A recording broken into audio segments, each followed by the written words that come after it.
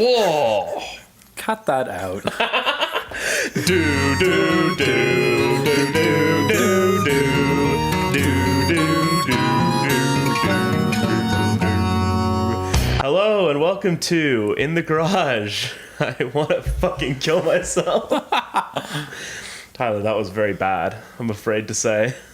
But I haven't introduced you yet, so I don't want to hear anything about it. This is, of course, the podcast where we talk about Weezer and listen to motorcycles. And it's for cool guys and gals. We're gender neutral. It's Pride Month, and we're proud to be talking about Weezer's, I'm gonna go with 9th studio album. It's really off the dome. I'll get some clarification on that shortly, I'm sure. But it wouldn't be an episode of In the Garage without my two co-hosts. A long, drawn-out introduction. And a weak monologue by me to start the show. First co-host, he is a guy. He took a long time setting up the recording today. He does not look impressed with me when I said that. It's Tyler. Tyler, how you doing? What an election, am I right? Oh, yeah. For all you Ontarians, provincial election just happened. The Progressive Conservative Party, bit of a contradiction in terms, if you ask me. Burr, burr, burr, burr. But yeah, Tyler, what's new? I'm really glad that we're into this section of Weezer's career now. There really has not been anything going on in my life because we recorded Raditude not too long ago. That's true. We're back on our bullshit, so to speak. Raditude has not yet come out. I'm still not done editing that one. So it feels good to just have that portion of Weezer's history behind us. We're out of the what do you call that? An inflection point? Sure. I'll ask the resident math whiz. Let me introduce him now. He just received an Akai, I want to say MPC 2000 XL, extra large, ladies. Again, we're gender neutral. It's Chaz. Or Chaz, guys. how you doing today? I'm doing great. How are you doing, Chris? Oh, I'm doing real good now that we're recording some In the Garage. I know. I'm excited to talk about Hurley. This is my most looked forward to episode, I think. And now that you've introduced me, I think I'm going to correct you. It's actually their 8th album. Oh, I always like to just take a guess and just see where I end up. No worries. I made quite a few mistakes on Raditude. Yeah, do you want to talk about that? Because I also have a mistake that I made. So do you want to go first? Or I can't do you really remember any big ones? Let me see. I said something about the Rainn Wilson video with like Rivers Cuomo being on College Humor, but it was actually Funny or Die, I think. And there's one or two other ones. I can't remember them. There's probably more than that, though. Okay. But we like to correct ourselves on this show. We almost always get everything right, but every once in a while we love to correct ourselves. I think they'll get a nice clean that I'll put in for the old episode, which has not yet come out yet. Oh. So I can just slip that in whenever one of us says something. Yeah, it's getting an ant wrong in there. I did not do that. So yeah, that's gonna be a little jarring and just I was gonna say not very fun. Yeah, you won't get a little until fun. You hear this episode. People won't get it until this one comes out. Yeah, my error, just to quickly throw that out, is I said that they didn't tour specifically for Raditude, but they did. But the thing is that Rivers was in a bus accident during the tour. They got I think it was about 15 dates in total, roughly 10 to 15. And after about 4 shows, I think the last one they did actually before the accident was in Toronto, very close to us. Mm-hmm. And then, Rivers was in the hospital for a brief period of time. They canceled the majority of the tour, and yeah, so there was a Raditude tour after all, and I'm sorry to the people who have probably already made comments correcting us. So Trainwrecks is kind of the kickstart my heart of the Rivers Cuomo story, huh? Is that a thing? What are you talking about? Because Nikki Sixx died, and then they kickstarted his heart, and he wrote the song Kickstart My Heart, and then he wrote Trainwrecks after the bus crash. True, Trainwrecks is the first song that he wrote after his bus crash. But it was a bus crash, not a train wreck. Yeah, that's on him, though. That's his fault. He got that detail Should have wrong. been called Car Crash, like Snow Patrol. That's chasing cars. Anyway, Bus accident. You never hear Bus that in a many... it ditch. should have been called Crazy Bus, like the Arthur's. Yo, Weezer should cover Crazy Bus from Arthur. And that Binky song. Oh, wee, oh, wee, oh, wee, oh, wee, oh, wee, oh, wee, oh, wee. That one? That one. I think we just covered it, yeah. I'm not familiar. Oh, Binky rules. Don't you forget it. I won't. I do agree that Binky rules. Not the character, the band that shares the same name as There's a band called Binky? in Arthur, yeah. Oh, there's a band. I think I do remember There's that, an actually. episode about this confusion. I just remember... I can just picture an animal drawn in the Arthur art style wearing sunglasses, and so I assume that that's what I'm thinking of. Let me look up a picture here. Let's just kill some air. They kind of look like a cross between like Hanson and something. Are they based on a Yeah. real band? Probably Have a Hanson. look here. Maybe not. Ooh, there was the Backstreet Boys episode. That was They good. were on that. At their That was a first double concert, it is episode. learned that they are just holograms created by their manager Svern's Oh, yeah. Troglobite 2000. Isn't it Buster who accidentally breaks... I totally Arthur. forgot about that. He throws the banana peel. He thinks it's a trash Oh, can, and they're- it's the Yeah. thing that creates the hologram. They're a play on ABBA because they're Finnish. Ah. It's like two Well, blonde I'm people. And- finished with this segment. Actually, Let's move on. ABBA's been talking about going on a hologram tour, even though they're all alive and well. Really? Yeah, which Wow, what is a coincidence. Do you Yeah. think they got the inspiration from Binky Rules? I don't know. But I think that's lazy on ABBA's part. I think I'd go if it wasn't a hologram, if it was a real ABBA show. I'd rather go to the hologram show, honestly. Actually, you know what? You want to see the cruel effects of aging on ABBA's I- perfect Swedish bodies? I don't want to. You see, yeah, I don't really want to see that. But I also don't want to pay like full concert price to see a fucking hologram. True. It seems like a bit of a scam. Or like Holoscam. that whole idea that MF Doom has other people go out in the mask, and it's yeah. like Yeah, pretty when I- scummy. Yeah, I had heard about that recently before seeing. I think I heard about that with like Daft Punk as well. But when I saw Kanye West years ago on the Yeezus tour, he came out with this mask covering his face, and he left it on for a good portion of the show. And I was just like, oh my goodness, is he just going to leave it on and we're going to be left to wonder whether we actually really him? will look online. There's like 8 different dates at the same time. But yeah, he eventually took it off and it turned out to be him. Nice. And then he played, I want to say he was playing a 2000 XL, like the one I have, but it might have been a slightly different model. Oh, is he playing Runaway on it? Yeah. He's been known Nice. to bring out the Akai on the little pedestal. Yeah, Yeah. that pedestal is great. MTV VMAs. Yeah. Classic I performance. remember Him in the seeing red that. suit Yeah. with the chain and the ballerinas. That was a really good performance. That's a classic. I also, did you watch that like when it happened on Yeah, TV? yeah. I don't know why. Like, I don't think didn't I've see it ever when it watched an happened on. MTV like thing Yeah. other than that. I know, and But I remember didn't, watching I it on didn't TV even and I know was like, that holy was shit, this is happening amazing. either. I was just like watching it. Yeah. Weird Really stuff. weird. Weird. It's like this new Kanye stuff. album is out, and it's good stuff, but like Go on. Sorry. just wanted to make sure. just had to react I just wanted to to me make it saying- clear that your opinions did not reflect the opinions that the album of, is good stuff, but it really feels like Kanye's just past the point where he's gonna ever make a song like "Touch the Sky" or "Runaway," where just like the first note and everyone's like, "Oh," and they're in the Yeah. song. Like that kind of visceral reaction. What about Fade? Fade Fades is good, up there. But it's really also like, that like song. a very liberal cover of that other like that was like a '90s whatever dance song, club song. Well, yeah, it samples it. Anyways, this is In the Garage. We only talk Weezer here. 100% exclusive Weezer. We never talk about the band Binky.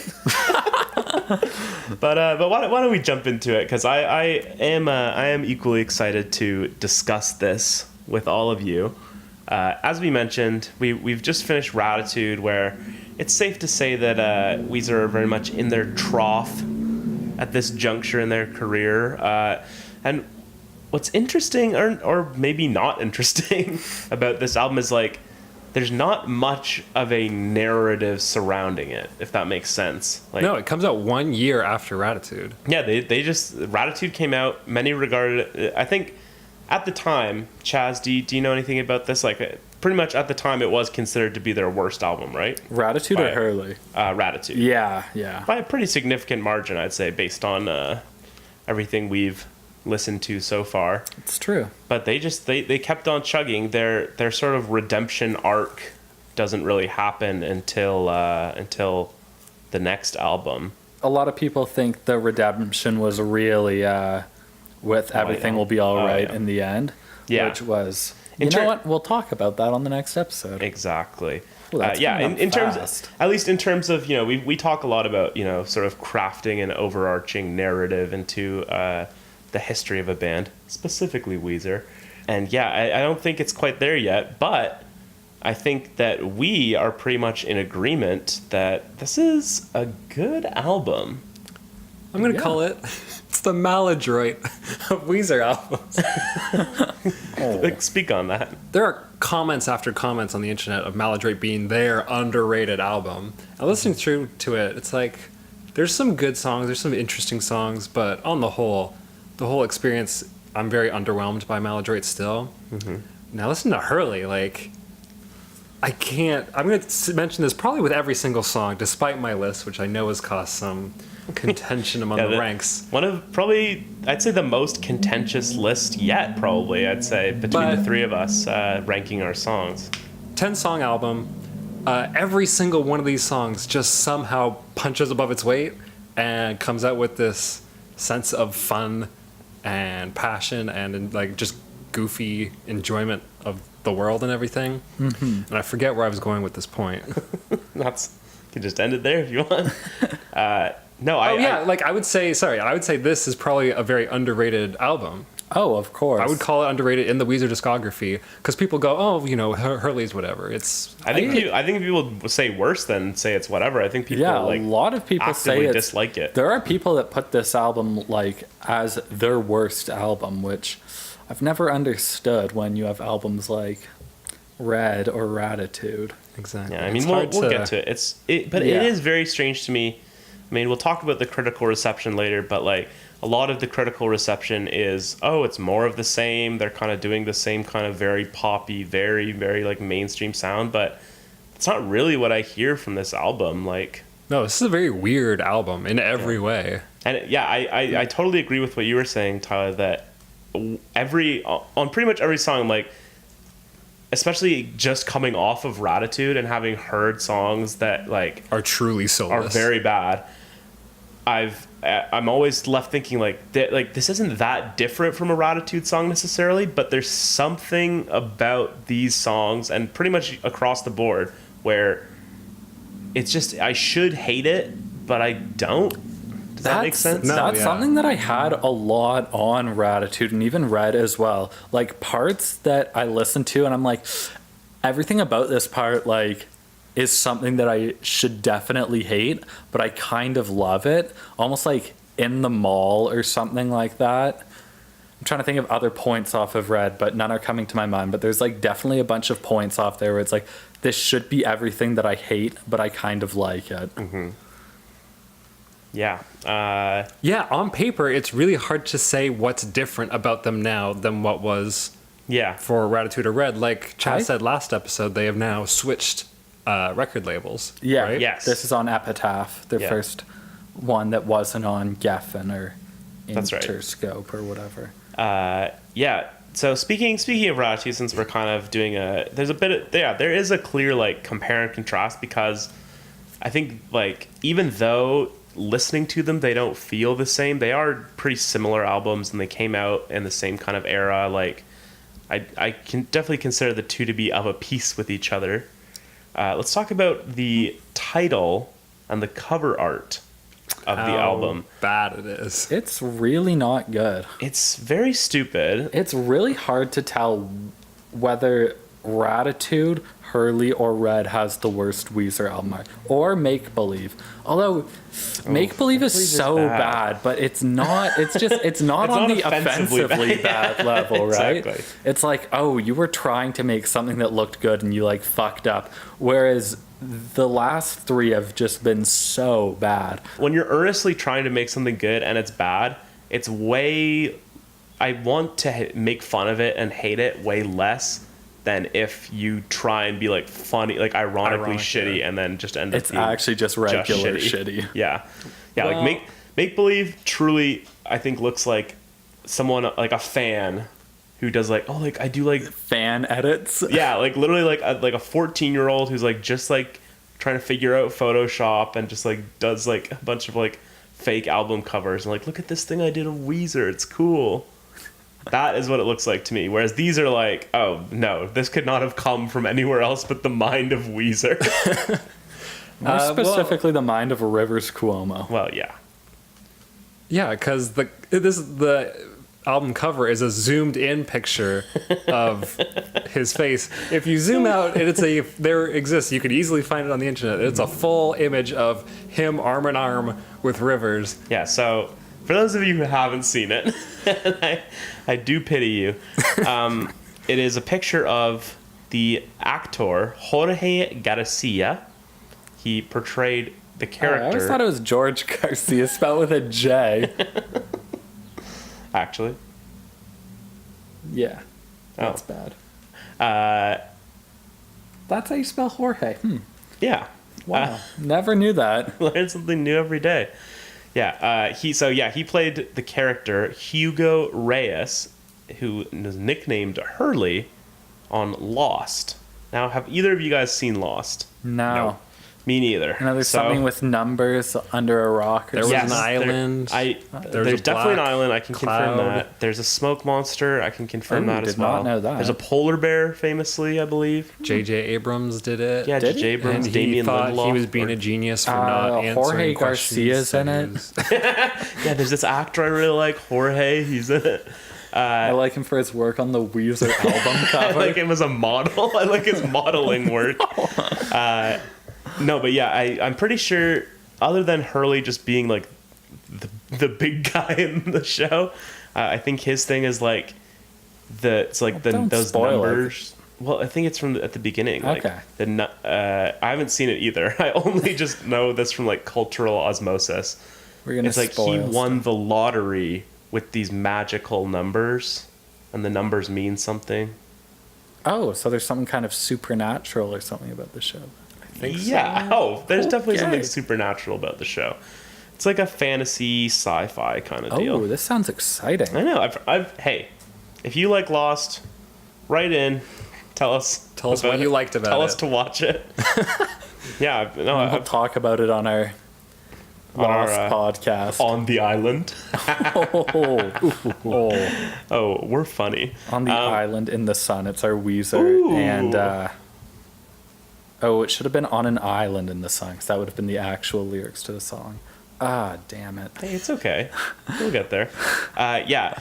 So this album, they originally wanted to make, the artwork. Whoa. It is a picture of just Rivers and Jorge Garcia backstage at it's like a George Lopez talk show, I think. Ew.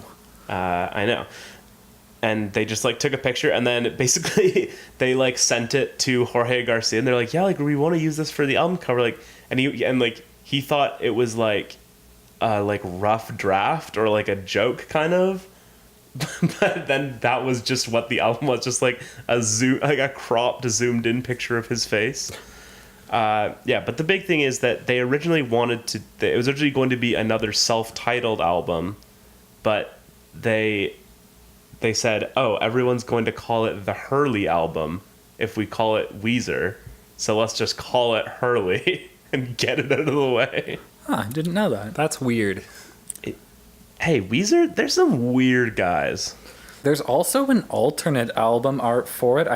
I'm not 100% sure, but I think it's for the deluxe edition, where it's essentially the same artwork, but like It's got the little CD strip Yeah, on it's the like side. this CD jewel case. So like the artwork is like literally looking at a CD, almost like a Kanye I West know what you mean. Jesus type Yeah. thing. Except they really messed it up because they made the aspect ratio just like a square on it instead of with Jesus. It's like the actual rectangle since the CD case kind of has that hinge thing. It's Right. not a perfect square, and Right. it looks really bad. I think. That's what I have on Apple Music. Yeah, I think And I have. It's on Spotify as well. I think that's like the standard album. Oh, or- maybe that is. Jeez. I don't know. Now, Chaz, you are physically holding a copy of Burying the lead here. the record, and there's a few fun details about it, which I think portray Weezer's kind of devil-may-care attitude Hey, these days. they're wild and crazy guys. They like to have fun. There's Yeah. a certain level of formality that I feel is dropped on this album. They, Yeah. Looking at this, it feels very much like a fuck it, let's just do whatever. but in a good way. Yeah, yeah, really exactly. In a good way. enjoyable. I really enjoy it. It's very hard to balance not liking the album cover with how much I like the album, but with that, Chaz, why don't you walk us through some of the intricacies of this little vinyl here? Well, first of all, on the actual copy of the album, now I should probably check on the CD, but it's in my room and I don't want to take the 4 steps to get there. But nowhere on the record sleeve thing itself does it say the title of the album, except for on the spine in the tiniest writing. I'm kind of holding it up to the microphone right now, acting like If you can hear the artwork, please let us know. the spine. It says Hurley in very tiny white writing, but other than that, how would you ever know? And even on the hype sticker, on the like kind of saran wrap or cellophane or whatever covering it, Plastic wrap. the plastic Cling wrap, film. the shrink Yeah, shrink wrap. the shrink wrap on it, it does not say the title anywhere on it. In fact, it says the record label about 100 times more than the actual title of the album on this. I thought that was interesting. But my absolute favorite part of this, and it makes me laugh my ass off every time, is the hype sticker on it, where it just says Weezer, featuring the hit singles Memories, Ruling Me, Train Wrecks, Unspoken, Where's My Sex, Runaway, Hang On, Smart Girls, Brave New World, and Time Flies, which is every single track on the album, and I don't think any of them were hit singles. And then it also says Riveting and 5 stars with no sources or any sort of reference to who said that, which leads me to believe it was Rivers Cuomo. Yeah. I'm a that's- big fan. It's funny stuff. Just putting 5 stars with no quote or source. I do really like, because I mean the fake pull quote is almost like a comedy subgenre all its own. Yeah. And I really like the use of riveting. But anyways, is there anything else we need to say before we just jump on in? I don't think so. I will say it is weirdly, again, like on paper, it's hard to say why it's different from Raditude. And one of those things is there are a lot of co-songwriters on this album. Yeah, well, that's the same as Raditude. Yeah. Yeah. Well, Yeah, sorry, go on. Only 2 songs were written just by Rivers, and the other 8 songs have some big, high-profile songwriters on them. And I think Yeah. we can get to that when we go track by track. But I'm feels- I'm really happy with the co-writes on this one. Yeah, I think when you get musicians who are kind of more in line with Weezer's style, you really get a more Weezer or like a better sounding album than if you get like rap or like R&B producers. Rivers seems very much like someone who is very heavily influenced by who else is in the room. Yeah. And it feels like they hit it right with this album with who was in the room when they were making it. Yeah, I would fully agree with that. So this album, it was produced by Sean Everett, who actually has now become like significantly more of like a big deal since working on Weezer. He started as the engineer, I believe, on Raditude, and then he started working more and more with the band. Yeah, so the album is co-produced by Rivers and Sean Everett, who I just Googled him right now, and there's this Pitchfork article from last year about how he is indie rock's new go-to sound engineer. Oh. So he worked on Alabama Shake's Sound and Color, which we talked about last episode. Yeah, we did. I did not recommend it, but I didn't not recommend it, but I didn't recommend it, if that makes sense. Makes perfect sense to me, Chris. Great. Yeah, Perfume Genius, War on Drugs, Grizzly Bear, Oh, wow. Okay. a Julian Casablancas, Oh. who we might mention later, Oh. possibly. Pretty cool guy, apparently. But this was relatively early on in his producing career, as I understand it. But enough bullshit, even though we are back on our bullshit. Let's get to the album. Chaz did already give a track listing of the album. I did. When he was reading out all the hit singles, but It bears in repeating. the name of tradition, I'll give it to you again. So we've got Memories, Ruling Me, Trainwrecks, Unspoken, Where's My Sex, Run Away, Hang On, Smart Girls, Brave New World, and Time Flies. Chris, I always enjoy your inflection when you say these I do too. song titles. It's really just for my own amusement, so I appreciate that someone else cares. Yeah. I think something we forgot to mention before when we were kind of just talking about the album is this is another like straight 10-song album. 10 songs, 33 minutes and 52 seconds. Weezer really performs their best under these conditions, I think. Yeah, I mean, we've talked about it before how, like, the more restrictions you put on Weezer, the better they seem to do, at least, like, in this century. For sure. And it's the month of June. We're right now in the middle of a run of Kanye-produced 7-track albums. Right. And the thing you can say about all of them is that kind of the shorter and more brisk you keep it, the less there is to hate. Yeah. Like, once you start chopping it down, it's like, even if a song doesn't, or an album doesn't do that much for you, if it's in and out that fast, there's not that much to actively dislike about it. Yeah, like So it's really what you should be aiming for when you produce an album. Keep it short so that there's less to hate. well, but then if it's a great album, like Daytona by Pusha T, Yes. then it's like, oh my gosh, this album is amazing because it's like it's no filler. Mm-hmm. I said yes as in I was like really excited, but I've heard like 2 or 3 songs off it that Tyler showed me. Well, Before you're he halfway left, done the album. Yeah. Yeah. Yeah. But yeah, very good stuff. Let's move on to the ranking of the songs. Yeah. So we're going to start at the bottom, Oh, I cannot wait.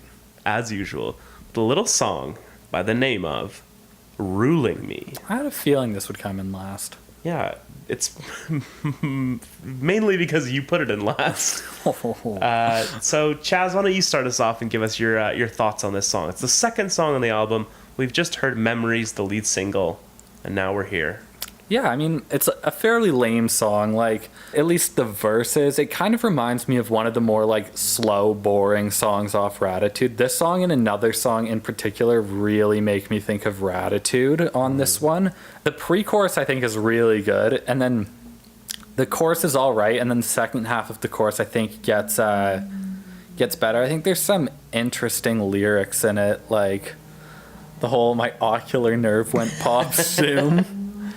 There's some boring parts of this song. I don't think it's a bad song. This is an album where I don't think there's like any clear worst song on it. I think it does what it needs to do. But yeah, kind of feels like filler to me. Yeah, that's very fair. I consider this and Memories to be sort of a piece with each other. Really? As the first 2 songs in the album. I mean, we'll get to Memories, but I'm not a huge fan of either of them. But I do prefer Ruling Me out of the 2. Like they're both feel very like straight ahead, just I don't know, like pop songs. Like there's nothing remarkable about either one of them, I would say. I just enjoy Ruling Me's chorus more than I like Memories' chorus. And that's really the bulk of my opinion on it. Mm-hmm. I agree. I like that you said it feels like of a piece with Memories, because my first note on Really Me is Memories Part 2. Really? See, I didn't get that. I'd couple this song more with Trainwrecks than I would with Memories. I feel like maybe those 3 are all like a little trilogy of their own, but they're kind of using the same techniques, and they are good techniques of building up into these big, bold, like huge choruses, getting some real rocky guitars going. I think the chorus almost starts too. It's like too poppy. It's a little just like these are the words that were fitting in the chorus, like Yeah. in the rain, in Yeah. the sun. I like the pre-chorus a lot though, but I think the actual chorus kind of it's a little too poppy, a little too upbeat for me. It sounds kind of cheesy. I really don't like it when it goes from like the pretty lame bridge right into the chorus without the pre-chorus in between. I don't know. It sounds really dated to me. Yeah, it is definitely like very much just like a generic song, like pop rocky type song. But this hey, period, if the I'd last say. song on an album is just in last because it's a pretty generic pop rock song, it says a lot about the album, I think. Oh, absolutely. Yeah, like for me, the main takeaway is just how much Rivers has found the second wind with his voice, and he seems to be enjoying His singing voice so has much really more. changed. It seems to have changed on That whole "my ocular nerve went pop zoom." You really have to listen to it because, like, just the line "my ocular nerve went pop zoom" is It sounds fucking stupid. it sounds pretty. Well, it is. that's 'cause It's it a is, cringy Chris. line, but the fact that he kind of yelps it in this weird, like, "my ocular nerve went pop I like zoom," that part. that makes it enjoyable because I do like it. because he is clearly goofing off, and they're all bringing such a goofy energy. Like, goofy is kind of the word that kind of is floating in the back of my mind through all of the details of this album. And I think it's goofy in a good way. I do too. What I'm starting to sort of realize is, compared to Raditude, it was very clearly they were consciously moving in a more commercial direction, in a more poppy direction, and it really shows. Whereas this, like, it feels like maybe if you were coming to this from Red, it might feel different, because like now that you've already sort of been introduced to this sort of poppier, more commercially focused version of Weezer, and so when you hear that version of Weezer, but it sounds a little more like you're actually hearing Weezer rather than like, you know, All American Rejects or whatever, then maybe you get a little more excited. Whereas if you had gone directly from Red to this, you wouldn't. You'd be like, oh, this is weird. Oh yeah, a big thought in my head is the world would probably view Weezer much more kindly if they'd just not done Raditude. Yeah. Like, I can see why, like, and If I Want You To, then If You Were Wondering, then we can stop wondering. That one. If that was a pretty big hit, so I get that they made their money off that. Yeah. But 2008, 2009, 2010, they had 3 albums out in 3 years. If they had just taken a break for that year, then I think we would all be viewing the Red album in a better light, because it wouldn't be the slide down into Raditude. I think it would be a lot of the same ideas, I think, kind of jump from Red over to Hurley. I think at that point, like, Red would be more so viewed as their worst album. Yeah, I think so. I think but then so I too. think their worst album would be better then, because it wouldn't be Raditude. Because it wouldn't be Raditude. I don't know. It's hard to say if Raditude is actually worse than Red. To me, Raditude and Red both feel like they're trying so hard to make the album that they made, and like it really just comes across as like Kind of flat. Oh, I'm really going for it, and it's just like, yeah, but you're really not getting there. Whereas this is more like they're having fun. I don't know what the writing or recording process was like for this album, but I think this one's got a lot more of a laid back vibe than Absolutely. The metaphor that literally just came into my head right now is fuck it. it's like a can of pop, where for Red and Raditude it was sitting out on the counter for 20 minutes. And you drank it, and you're like, oh, okay. And then with Hurley, it literally, like, you open it right away and just chug it back. And it's just like it's all the same stuff is still there, but there's just instant, like, oomph quality to it. Yeah. You drink a fresh can of Coke, your throat's going to go pop zoom. What? You know, like, there'll be bubbles. Your throat will go pop. Yeah, but, right. you know, like, and it's called pop. Ruling Canada. Me was co-written by Dan Wilson, who wrote Someone Like You with Adele. Ah, yes. Wait, is this the guy from Semisonic? Yes. Closing time is their song. Oh, that one from The Office. Yeah, exactly. That's a great cold open. He got a Grammy nom for it. If anyone hasn't seen the Office part with Closing time. Look it up. What the fuck am I Really? talking See, about? I don't know. I think Andy was the worst character in The Office by far. Yeah. Oh, I mean, Manager Andy. We can talk for hours about that. Mangy. Oh, I'm Ed Helms. I can play guitar and I'm musical. Let's throw that into every fucking thing I do. Where the joke is that he's giving his all to a performance that no one else is enjoying. Yeah. And that's the joke that they lean on every It's time. like, does he have some sort of contract? Like, make It's his writer. yeah, like make my character some person who for no reason has to show off his musical talent or something like that. It's like Seth Rogen. Like, for him, is it like, oh yeah, make my character someone who smokes a shit ton of weed and is just like, Well, yeah, he does do that. yeah. Oh, I thought you were saying like it would be like if it was that. And I was like, it's not the best We're already example. there. Yeah. Oh. This is in the garage. Weezer only. 100% exclusive But- Weezer talk. Before we move on, I want to play this. It's so stupid. If Are we playing a clip from The Office right after I did my little thing? So there's this podcast that I enjoy about basketball called The Starters, and one of their like distinguishing features is they have like this like soundboard of audio drops that are like often really weird and obscure. And one of their classics is from this video. Are we leaving this in the podcast? No, We're back. we're back to doing the podcast now, and nothing's happened before that was dumb. So let's move on to the next track, or should I say tracks, Oh. because we've got a tie here, and it's a tie that I feel very passionately about, and I will fight to the death for. Ooh, I bet you I know what it is. This is a tie between Memories I and fucking knew it was going to be Rainwrecks. this. Oh! Now, first and third song on the album. one of the tracks is train wrecks. Train tracks. Huh? Hey, Hey, cool. we notice things on this show. We associate words with other words. Hey, we better get Dudley Do Right, because it looks like there's tied tracks. Do you know what is that something? You know, like the guy would tie her to the train tracks.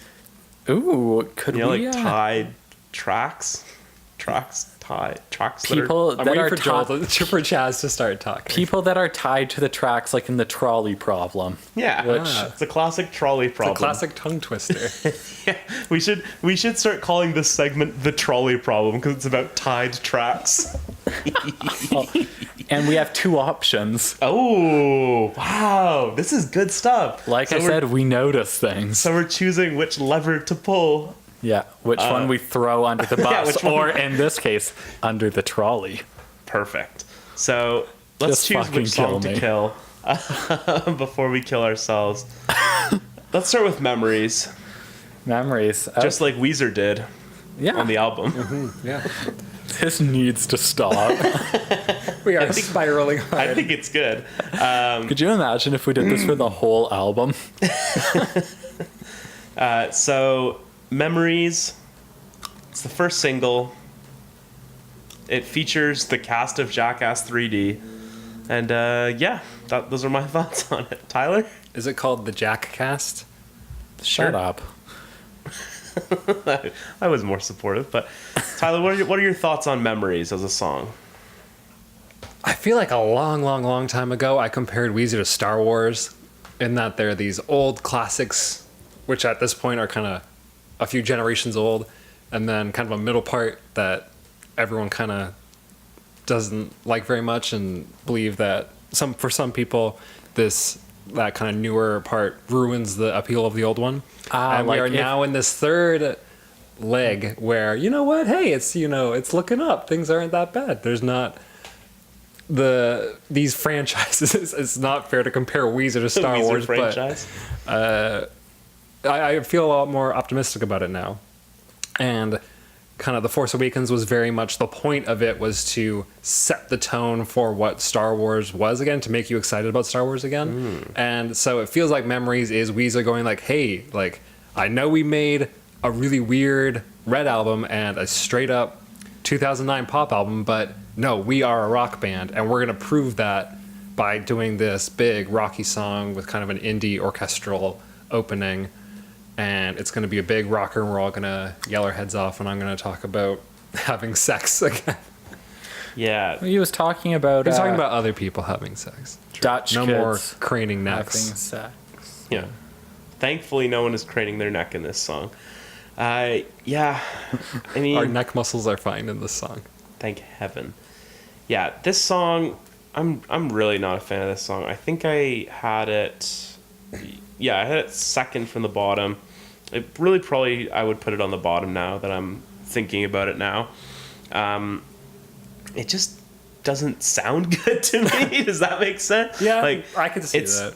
It's really compressed. Did you notice that, Tyler? Yeah. You're the audio sort of engineer type in the room. Yeah. It just sounds really tinny. Like the guitars sound really bad, especially because like the guitars have this synth line underneath, which I think sort of exacerbates that sort of tinny quality to it. Yeah, compressing too much because let's get technical here. The like bass waves, bass frequencies are a lot steadier, and high frequencies jump and fall much more infrequently. So when you compress the whole thing, you are lowering the volume of all the things that peak over the threshold. Right. So kind of thinking of making a whole hill smaller like that, but just because bass frequencies naturally are way higher and your ear gets used to that, a compressor mostly takes out the bass, and it really brings up all the higher end. So if you don't watch yourself, and if you aren't watching how the compressor behaves, then you end up with very annoying, like talk radio is very annoyingly like trebly right in your ear. That's because they just pump it right through a compressor. So yeah, they do that. They commit that sin here of just like crushing it through this compressor that just takes out a whole bunch of the low end, and the high end is just there right in your face. And that's a problem that I feel like shows up a few times on this album. I tend to notice it. On Time Flies, it almost feels like they're doing it on purpose. Oh, I would say 100% intentionally on Time Flies. But on here, like it just grates on me for some reason, and I'm not a fan of the chorus. I don't think the lyrics are that great. It's not catchy really, and the people the shout singing in the background. I find really not like you're not really trying to sing. I always find annoying, which I have now discovered is the cast of Jackass. Yeah, they're not good singers. The Jack cast. So who told them they could sing? Well, Probably Rivers. Who allowed them to sing is, I guess, more of the issue in my mind. But yeah, Chaz, what do you feel about this song? I mean, yeah, it's got like a super like booyah, like douchey feel to it, which is really Much like Troublemaker. Yeah, but this one's kind of got like, you know, the music video has like the cast of Jackass 3D. Same with like the vocals in it, and even the additional guitar being played by Chris Pontius. Pilot. Pardon? Nothing. He said Pilate, like Pontius Pilate from the Bible. Oh, right. Guy is falsely accused with giving the order to crucify Jesus. Yeah, he specifically didn't give the order. Yeah, he was very clear about that. Anyways, enough biblical history. What was I talking about? Oh yeah, it was very like douchey, broy, and I think Chris brought up a good point with the whole, just the way it kind of sounds, and I think the way the instrument, like the individual instrument parts were written too, really play a part on that, because it's really just them playing, like at least for the verse, it's really just I think 2 chords and them just playing power chords, and Scott just playing like the straight eighth notes of the root note on the bass, and it really just kind of sounds boring. The lyrics are pretty terrible too, but I fully disagree on the chorus. I think it's a very catchy chorus.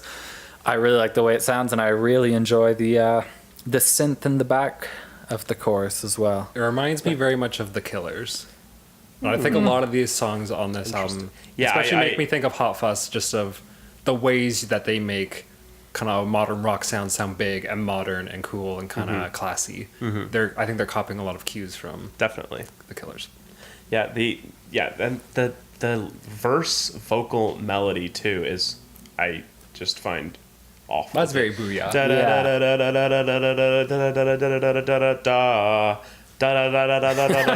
Like it's one of the things that I think this song really or this album improves on from Raditude is like there's a lot more sort of dynamicism or like range in the songs. Like it doesn't just feel like they had one idea and then turned it into a song. Like there's a bit more like thought behind it, and that isn't entirely untrue of this song, but that specifically, like the verse melody, it just feels very lazy to me. Yeah. But mainly, I think I'm mainly just shitting on this song so that it will look poor compared to Trainwrecks. Let's talk about that song. This is one of the more controversial rankings we had here. Very controversial. I had it as my number 2 song, and Tyler and Chaz both had it in their bottom 2 songs. Mm-hmm. So, who wants to start here? Tell me how you feel about this song. Let's let Tyler take this one. Yeah, Tyler, take it away, baby. Co-written by Desmond Child. Desmond Longo? Who's... I don't know that reference. Owner of Longo's Watch Repair? I don't understand that reference. His wife is Eleanor Keeper, Keep going. whose brother is Maxwell Keeper, Almost there. the timekeeper. Oh, okay. We can cut all that out. I'm cutting Is that from Nothing your to kill a shitty podcast like a comedy reference Bang to- Bang? Now it's from my very good comedy Bang Bang. Oh. Holy fuck. Co-written by Desmond Child, who's kind of a monster of like the pop world. He co-wrote, I Was Made for Loving You by Kiss, a whole bunch of Aerosmith songs. Yeah. I like that one, the Kiss one. It's a good song. Living Very on a disco. Prayer, You Give Love a Bad Name. Yeah, I was looking. I was just had a cursory glance. Yeah, at that's a lot why of his Living La name Vida sounds Loca, so familiar. This dude has written a lot of songs that you know. Yeah, this guy. Wow. And like I said, Pop heavyweight. like with Raditude and Red, it was like, okay, like what song can I accept some redeeming qualities from? And for Hurley, it really is like, well, like some song has to go at the bottom. Yeah. And talking about it now, I think I would probably put Memories below Trainwrecks. Oh. Well, I mean, we'll get there. We'll get to our voting. Yeah, I'll jump in here because I think this is an awesome song. You rated it very highly. This is probably the one. This is probably the song from this album that I like revisit the most, and like honestly, it's one of the Weezer songs that I revisit the most because I don't know what it is about it, because I see what you mean about talking about how Memories and Ruling Me and Trainwrecks are kind of a piece with each other, but to me, Trainwrecks is like Memories and Ruling Me, but executed in a way better way and a way more interesting way. Like the intro is really cool. Another orchestral indie rock style. Yeah, exactly. All those strings were actually recorded in Banff, Alberta, in Canada. where we are. Yeah. That's cool. Yeah, that is cool. You're welcome. Yeah, and like the way like it just drops into that like really like not like Dun, it's dun, like dun, chugging, dun, but dun. it's Yeah. not like it never feels like sluggish. And I really like the verse. Like it's honestly like I'm realizing more and more thinking about it that it is like very similar to Memories in a lot of ways, because like Yeah, that chugging feeling especially. and the lyrics talking about like I think the idea of the lyrics is like he's sort of reminiscing on a part of his life where like he was kind of in the dumps and like was like being a 20-year-old with no like broke 20-year-old with who just wanted to like hang out and stuff, and like was a train wreck as a person. And I think that is like a very like relatable concept. I think a lot of people in college like kind of feel like I'm a huge mess, but we're still kicking ass. Like I think that's a much better execution of a sort of nostalgic or like memories based song. It's a very Rivers-esque line to say mooching off our friends is not a federal crime. Like no one said it was. Yeah, and I really like that part, the kind of pre-chorus part. It's got like that, much like Memories, it has this sort of like synth line vibe, like but See, I don't like the pre-chorus. I don't know. I don't know what it is about it, but You see, I guess there isn't One of really the a lines chorus is in we this don't song. update Yeah. our blogs. Yeah. That's a great line. I like that line. I don't know. I used to really like this song. I used to have it ranked highly, but I listened to the album 2 or 3 times today, and I just kind of realized, when I was like critically listening to it, I kind of realized the song's a lot more boring than I previously remembered. I still like the song a lot, but I think it's fairly boring. And I can see what you mean. Yeah, I used to be on your team. Like, I still think it's a great song, but I used to think this was like one of the better songs on the album. And then that riff does kind of wear a groove in your head, like dun, Yeah. dun, dun, dun, dun, dun, dun. Yeah, but I do see how, like, if you didn't love the song, how like that would eventually be boring. But to me, it's like all the like different little parts that, like, there's basically like a verse part, and then there's sort of, it's basically like it goes between a verse-y kind of thing that where they all end in we are train wrecks, and then there's the sort of, I don't know what you would call it, a chorus, a pre-chorus to a chorus that doesn't exist. Like, it basically only has like 2 parts to it. Yeah. But I think both the parts are just like really good. And so I don't mind, like, it's like, oh, now we're back to this part that I like. Ooh, and now we're at this part that I like. And then back to the other part. Like, with me, it's just like, yeah, keep it rolling, baby. Yeah, I mean, yeah, I think it's a good song, but I don't know what changed in my head. The more we talk about it, the more I like it. I'm looking at the lyrics now too, and it's like there are all those times that Rivers made reference to being someone who didn't have that much money before, and I think "Let It All Hang Out" was that one where it's like, oh, I'm this blue collar, I can't catch a break, I'm in the middle class, and like, my boss. You're just like, oh, geez, come on. And like this one is like, oh no, it sounds he's thinking back to an actual point in time, like, and like digging in your couch for cash. Like, ooh, yeah, that sounds like a thing that happened.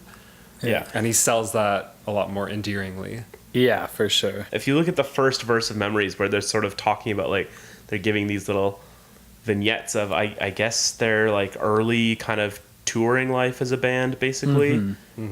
It evokes like sort of specific cultural touchstones rather than like the memory, like his memory of being like 25 years old is like, yeah, we were listening to Audio Slave and like we listened to techno music, whereas like with Trainwrecks it's like, yeah, I was poor. Like it's a more universal theme. It's not just about, and it is specific because he's like, oh yeah, like we like our cars are wrecks and like all this other stuff. And like he's still being specific, but it's specific in a way that is more like generally relatable. Yeah, it's like the whole show don't tell. He doesn't say, oh, I'm poor. He goes, oh, we're digging through our couch for cash. We take cabs instead of using our own cars, which is, you know, one of those poor things where you end up spending way more money than you need to just because you are poor. Yeah. And it's like, oh, like, it would be like, I always find I spend a lot more money when I'm poor, I think. It makes sense. Well, I spend a lot more money on stupid stuff like eating out or getting drunk or like... Well, yeah, there's that great Terry Pratchett quote of how like poor people end up spending more money. Where it's like, oh, like a rich guy will buy one great pair of boots and like he'll be good for X years and like... Oh, you see, I'm butchering that quote, but the poor guy will... I do that with stuff like that, but like eating out and like drinking and stuff like that, what a waste of money. And I do that a lot more when I'm poor. You're listening to In Chaz's Psyche.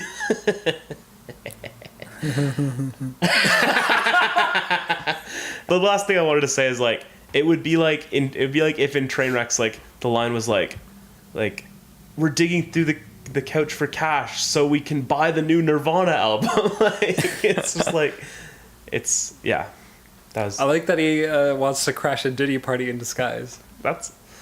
And like, I mean, we'll get to Smart Girls, but there are some stupid ass lyrics on this album.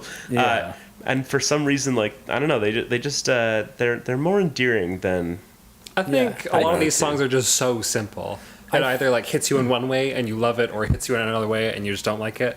And the fact that these songs are pretty one-dimensional, which like that can either be a good thing or a bad thing. I think actually, while we're on the topic of shitty lyrics, I think this album's kind of weird because it's got a really kind of like 50-50 split on this album, where like some of the songs, in my opinion, have some of the best Weezer lyrics, and other ones are just absolute horrible. Now, nothing like Red or Raditude lyrics, but in the vein of that.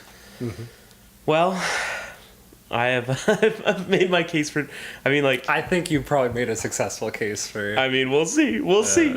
But yeah, I just think it's a really good song. Like, I don't know what it is about it. It's just like, it's time for us to pull the lever, Kronk. No, because it's not a shoot anymore. It's a trolley problem. Right. I'm sorry, I forgot. Or maybe we have to shoot the lever. Ooh, like in Star Fox. Sure. Or when you like shoot the lock and then like a door opens and like in Star Wars. Plink. Yeah.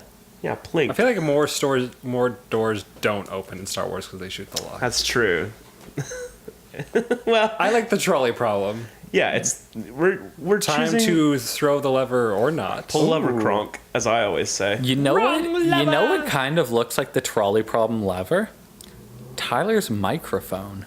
I thought you were not going to say that. I thought you were going to say something. AKA fart mic. Is that what you thought I was going to say? No. I thought you were going to say something else. A penis? Yes. Why would I say that? I don't know why you would say that. I don't know why you say anything. But That's okay, not my kind of humor.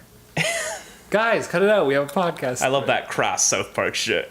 It's time for the trolley problem. So I like what we did last time. So I'm gonna say 1, 2, 3, and then after I say 3, we're going to say our pick for the song, and whichever one we say will be the winner. All right. Are we ready? Now, is it 1, 2 song or He 1, said 2, after 3. 1, 2, 3 song. Okay. Okay, ready? Yeah. 1, 2, 3. What were the Yes. songs again? What? I fucking hate you. Okay, memories and train wrecks. I can't tell if you're being serious or not. Memories, like remember when this podcast was good, and train wrecks, like this episode. Yeah. Okay. Okay, Yeah. let's do it again. Yes. 1, 2, 3. Train Memories. wrecks. Ooh, train wrecks. Guts out the win. I can. Tremories. Yeah, I can see where you guys are coming like, from, it- but I have nothing against the song. I think it partially depends on my mood too, but a lot of the times I'd rather just kind of listen to memories for that chorus. Yeah, that's totally fair. Like I also feel like I was in like I cared more than either one of you because Yeah, I for really sure. like train wrecks, and also like This is- I was in a better position because you guys both had memories and train wrecks pretty close together. Yeah, I think I just really hate Jackass. Yeah. really. No. Chris made a good point. And I replayed the songs in my head and Yeah. thought about it. And I don't really have When any this horse podcast in is this over, I'm race, probably so- going to ask to listen to train wrecks again. I'm gonna ask to but- listen to different ones. Okay. But let's move on. So congratulations to Trainwrecks. Let's move on to number 7 on our list. Cannot wait. This is Brave New World. Ooh, that one's this low. eh? Another controversial track because both of you had it in your upper half. Yes, And I we had it right at the bottom. I can see why. I can't. Here's the thing. I think the chorus is bad. That's really what it comes Oh. down to. I don't think the chorus is good. I don't think it's very catchy. I would probably put Memories underneath it if I made the list again. But I think both of those songs, like, where it's just like, yeah, the verse is whatever, and then the chorus comes and it's just like, yeah, okay, this isn't very good. And that's the only reason why I have it near the bottom, which is, well, it's a pretty big reason, but yeah. I think this is probably the coolest song on the album. I don't know what it is about it, but I think the verse seems like really tight and like kind of cool, and then it goes into the chorus, which has a really cool drum beat, some nice guitar work over it, and I find it really catchy. It's probably because of the title of the song, but it makes me think of like some like dystopian brutalist like planet or something like that this would be playing on. And Like the novel? Yeah, like Okay. the novel Brave New World, which Yeah. is why I got the dystopian thing from. Yeah, okay. But yeah, I kind of got a soft spot for like brutalism, like the Oh, architecture. Chaz has a soft spot. No, I've got a hard spot for it.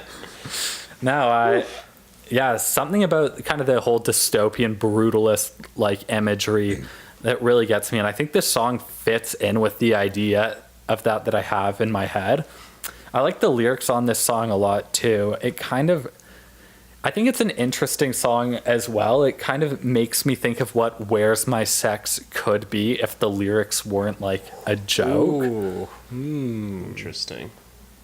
Actually, Yeah. I'm kind of surprised that this song ranked lower than Where's My Sex. No, we'll get there. I know we'll get there. Yeah, I mean, like, yeah, I mean, it's a very interesting song, and I like it for that reason. Like, I think it is an interesting direction for them. I definitely get what you mean. Where like it has a very like, I don't know how to describe it, but there is a sort of like a sci-fi kind of feeling to, or like, yeah, like sort of like maybe it's just more the sort emotional of an operatic side of like, guys, we have to leave it all behind. Yeah. Yeah, it's like maybe just because it's kind of operatic, and that is why. And like, yeah, and it goes to interesting places melodically. I just think that it's not a great execution on the idea, I would say.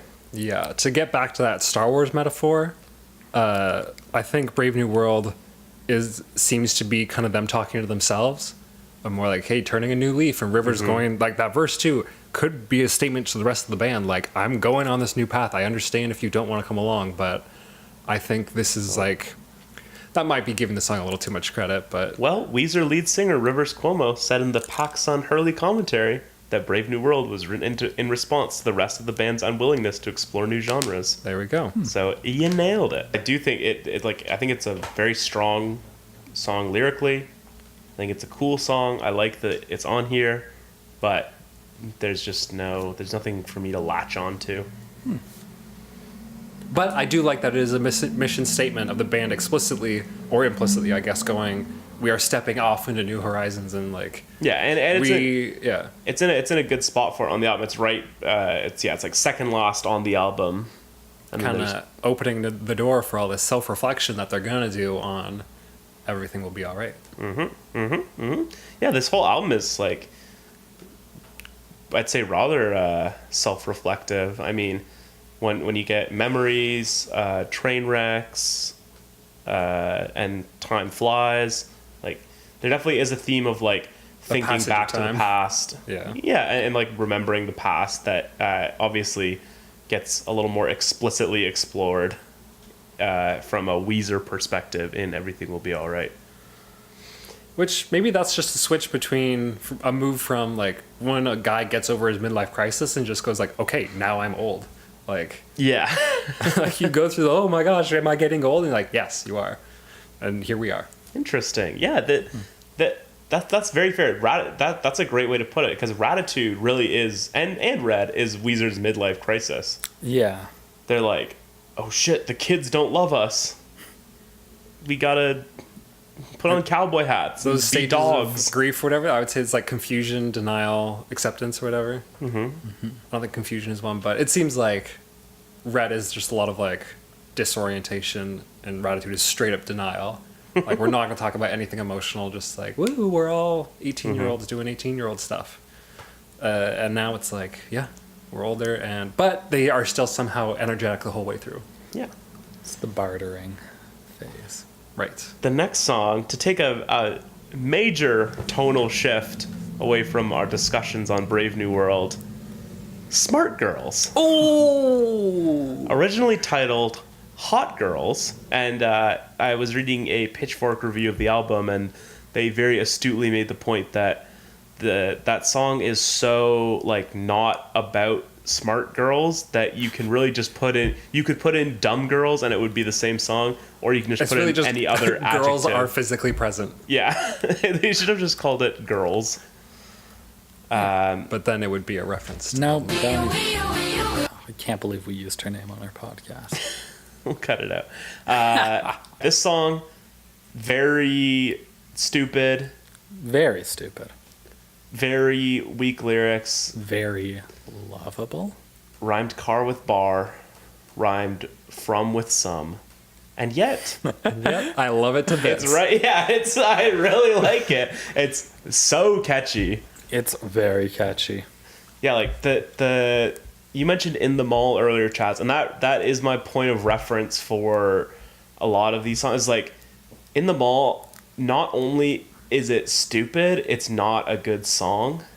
In my opinion, it is debatable. This whole and we thing have is literally debated it subjective.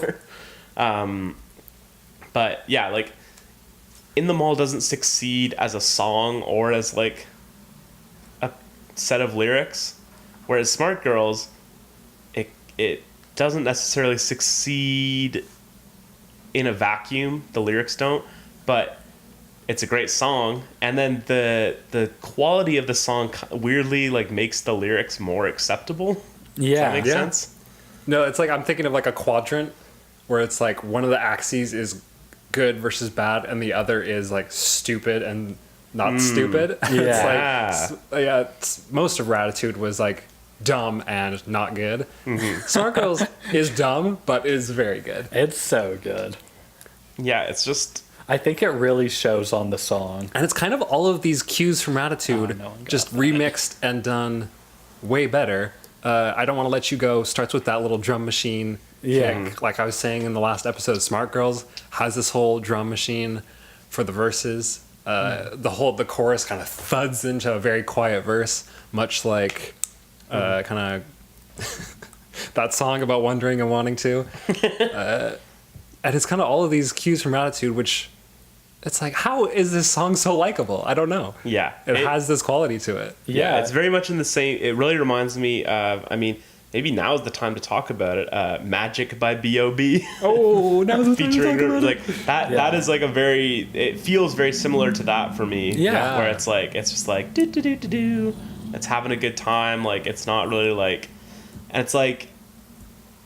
It's unabashedly dumb, which I think might also like... Make a little bit... Like, it's not like ironically being dumb. It's just like... I like girls. The song should just be called girls. The song should just be called I Like Girls. Yeah, so apparently River said it was originally about how there were lots of hot girls around, and he's married now, so he can't get with any of these hot girls. I'm sure his wife absolutely loves Yeah, that. I was gonna say. Interestingly, this is the first album since Green that did not thank Kyoko Ito. In the thanks section, that did not thank his wife. It also does not thank Michael and Carly, which was the first Weezer album not to do that. So I guess they just forgot. Maybe I can only assume. I hope so. I hope they weren't just like, man, those guys have been dead forever. Forget them. But we'll talk about that when we get to our B-sides episode or episodes. I'm saying episodes with an S. Nice. Yeah. Where did all these smart Matt LeBlanc girls special? Where did all these smart girls come from? Someone tell me.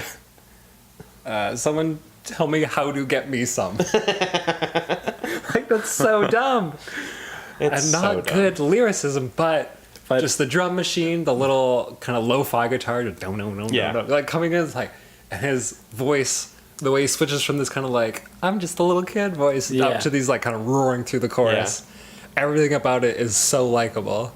Yeah. And you know that the band did not mean it seriously, which it was a big problem for us with albums like Red. And like Everybody Get Dangerous is like, okay, did you think this was goofy, or were you actually trying to be super cool and badass? Yeah. Like, I can't tell, but now it's like, oh, like 100% you were goofing off. It was a troll all along, trust me. None of that shit was for real. Yeah, the Raditude was just a long, an elaborate setup for them to make this album. But so how do you guys feel about the part near the end? I guess you'd call it a bridge, where he just lists girls' names. Like in Tired of Sex? Ooh. I really like that part. It feels like that's another part where it feels like something I should hate, but I like it musically a lot. I don't know how I feel about the just naming off girls, but I love the idea of him buying like a name encyclopedia and being like, oh, that's a good one. Yeah. Fabiola. Is that one on there? Yeah. Yumi, Sherry, Allison. I also really hate how he rhymes Mary with Mary, but I don't know. Yeah. There's that extra R in there. It gives me more of a Mambo Wait, number is one 5 of them vibe than a Tired of Sex M-A-R-Y vibe. and the other one M-A-R-R-Y? Yeah. Oh, yeah, shit. I wasn't even thinking of the Yes. lyrics of the song. I'm like, wait, was there two different girls named Mary, but one was with two eyes? It's only you can only find it in the yeah. lyric book. Yeah, I'm a dumbass. Speaking of Mambo number 5, did I tell you about my flight back from California? The stewardesses were doing their little spiel thing, like Pointing to the exits. yeah, pointing to the exits and all that stuff. And just throughout the whole thing, you could hear someone playing on their phone at really low volume Mambo number 5, and I was laughing. Oh, I couldn't keep it in. That's good stuff. Yeah, like. I'm gonna do that next time I'm on a plane. Just have volume on 2 on your phone. A little bit of entry with no key, a little MP3 capability. Have I talked about that on this show before? No. I've told you guys about that before, though, right? I don't know. How whenever I think of Mambo number 5, there was this car commercial, probably like 10 years ago now. I And- fully remember that. The only thing so whenever I think of Mambo number 5, I always think of a little bit of entry with no key, a little MP3 capability. It's so bad. Wow, okay. But it makes me laugh every time. Ladies and gentlemen, the all-new Corolla. A little bit of entry with no key. A little MP3 capability. A little bit of trunk space for your toys. A little more glass to reduce the noise. All right. Now, whenever I think of Buddy Holly, I think of that shitty car commercial. Oh, yeah. Yeah, people are really taking too many good songs these days and putting them in car commercials. Oh, like that. Like Mambo number 5. Yeah. No, Light My Fire was supposed to be put into a Buick commercial. And they're going to, like, change the lyrics to, like, come on, Buick, light my fire. What? Which would just be horrible. terrible. And then the band was all okay with it. And then Jim Morrison heard about it. And he was like, no. Wait, no. That would have ruined that song. Anyways, let's move on. Yeah, let's move on. Are we still talking about Smart Girls? Oh, there's a solo in this. It's Not a lot of songs on this album have I solos. don't remember. What? Wait, When, there's a when is there a solo. solo? Which part? The solo part. Like the movie? It's so low you can't hear it. Oh, that's funny. That's a lot funnier than I should have. That I did react to. When is there a solo? I'm Do trying to remember. we need to take a break and listen Yeah, to let's take a quick break. We'll be right back with more In the Garage.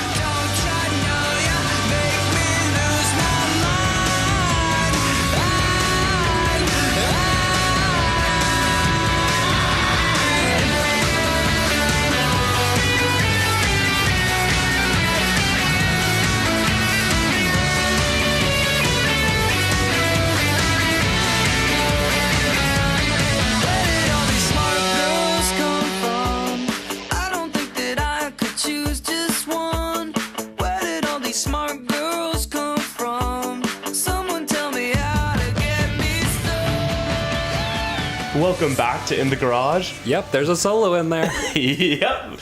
It's a real Mandela effect type situation where I just mentally blocked the solo out of my head completely. I feel I've already like. forgotten what it sounds like. It's really lackluster. I didn't realize it was in there either until we did our critical listen of the album where we took notes, and then I kind of just threw it in at the end like, oh, there's a solo in this song. Also, Right. this song 100% seems like it would have a solo that would just follow the vocal melody, but it did not. It does. It does for We to some just extent. listened to it. The Anyway, first part of it really does, I think, and then it kind of deviates a little bit Yeah. Okay. towards the end. Wow, I really didn't pay attention to it in the moment. Wait.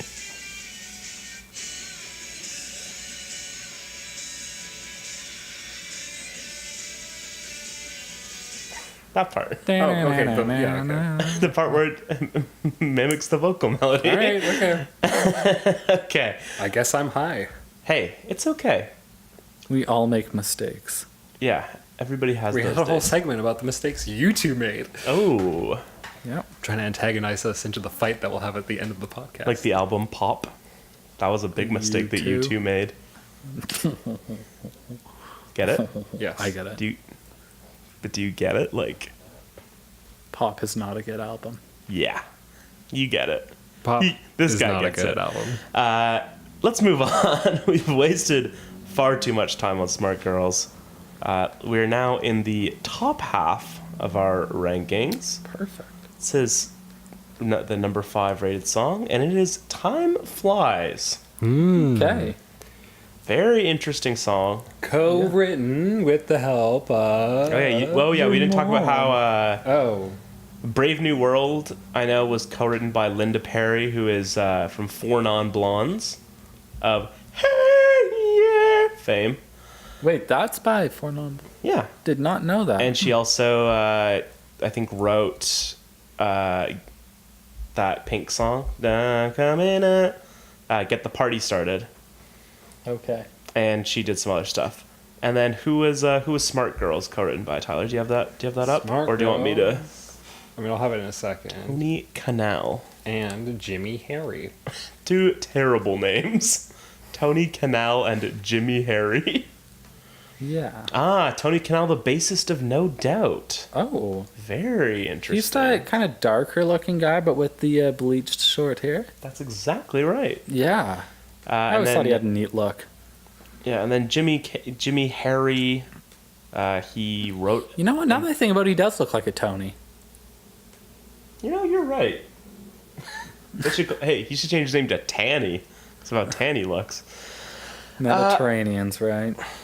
Anyways, and then Jimmy Harry is, I guess, just some other guy. I'm scrolling through his hits, and besides Smart Girls, I'm struggling to recognize any of them. Here's something. He produced a song for Daniel Wilson, another writer on this album. Anyways. Stupid. Let's keep going. So, yeah, Time Flies. Final track on the album. Not near the top like the last track often is, but in the top half. Co-written by Mac Davis, who wrote a bunch of songs with... Have you looked it up? No. Can you guess who he wrote? He's an older guy. He co-wrote songs with a very famous older... What decade are we talking here? 50s. 50s? Oh, shit. I have no idea. He co-wrote songs with Elvis. Oh, that makes... He co-wrote a little less conversation and songs like that. So are we sure that he was a co-writer? I know it's not like sampled from something, but that is very interesting because like definitely like the chorus especially is, I feel like, a very sort of 50s-ish.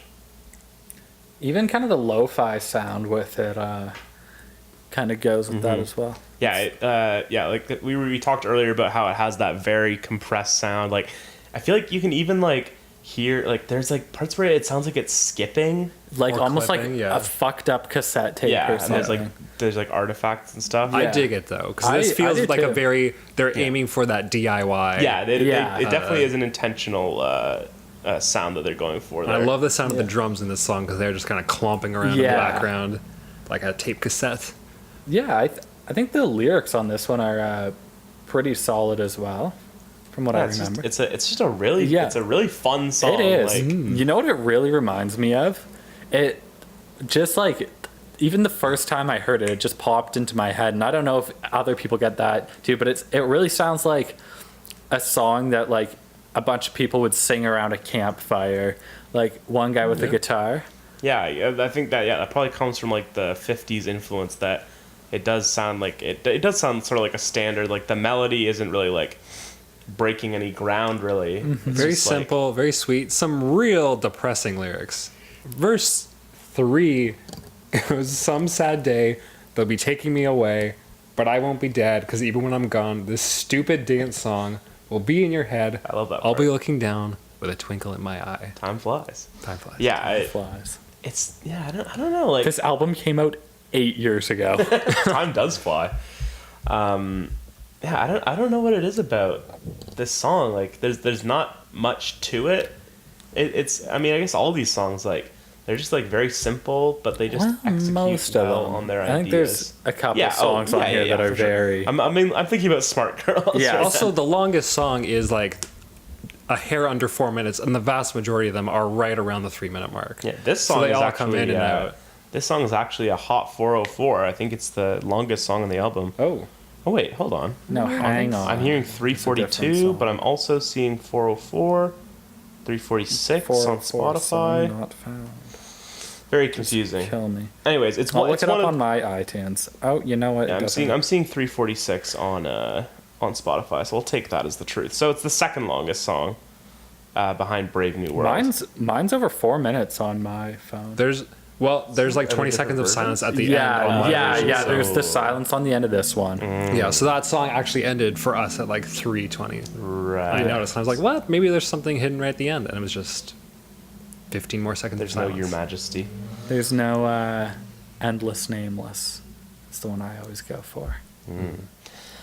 Isn't Cool. it Her Majesty? Her Majesty, yeah. Yeah. That's what he said.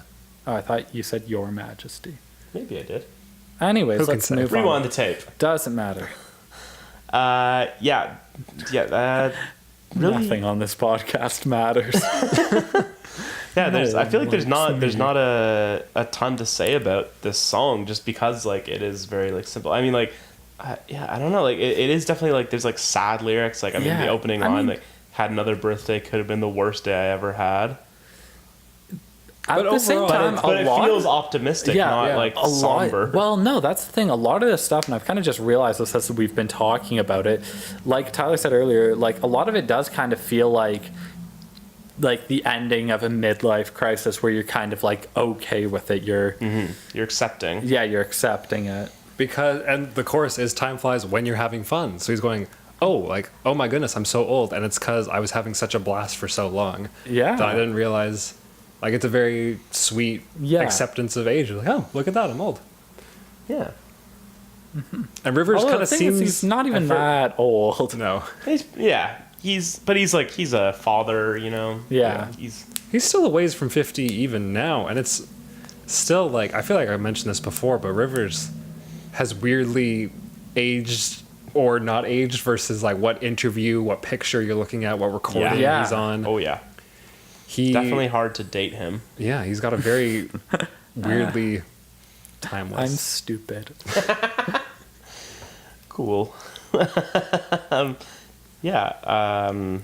Definitely like, especially like when you consider that Raditude, it felt like they were trying to like ignore the fact that they were like getting old almost by trying to be like current. And we called them out on that. Yeah, we shit all over them. But yeah, so I think that it's cool that like this is like a pretty like mature take on like getting old. Like yeah, it's not an amazing thing to happen, but like, you know, it is what it is, and I had some good times, so it's cool. Which is a good balance of the music that they're trying to make. They are still trying to appeal to teenagers and a younger crowd. Yeah. But they're I think making that's songs a- about getting old, which is I find it is a great balance. I think that's a struggle a lot of bands have, though, trying to like write songs towards younger people. Yeah.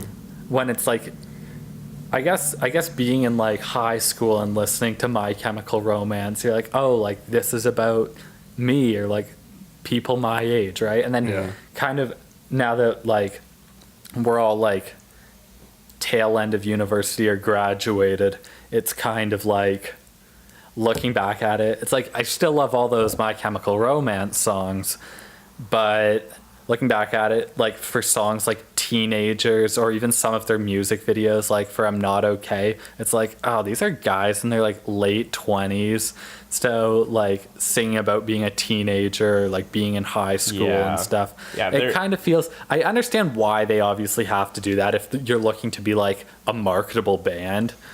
I mean, and I feel like there are also just people that are like that. Like, Yeah.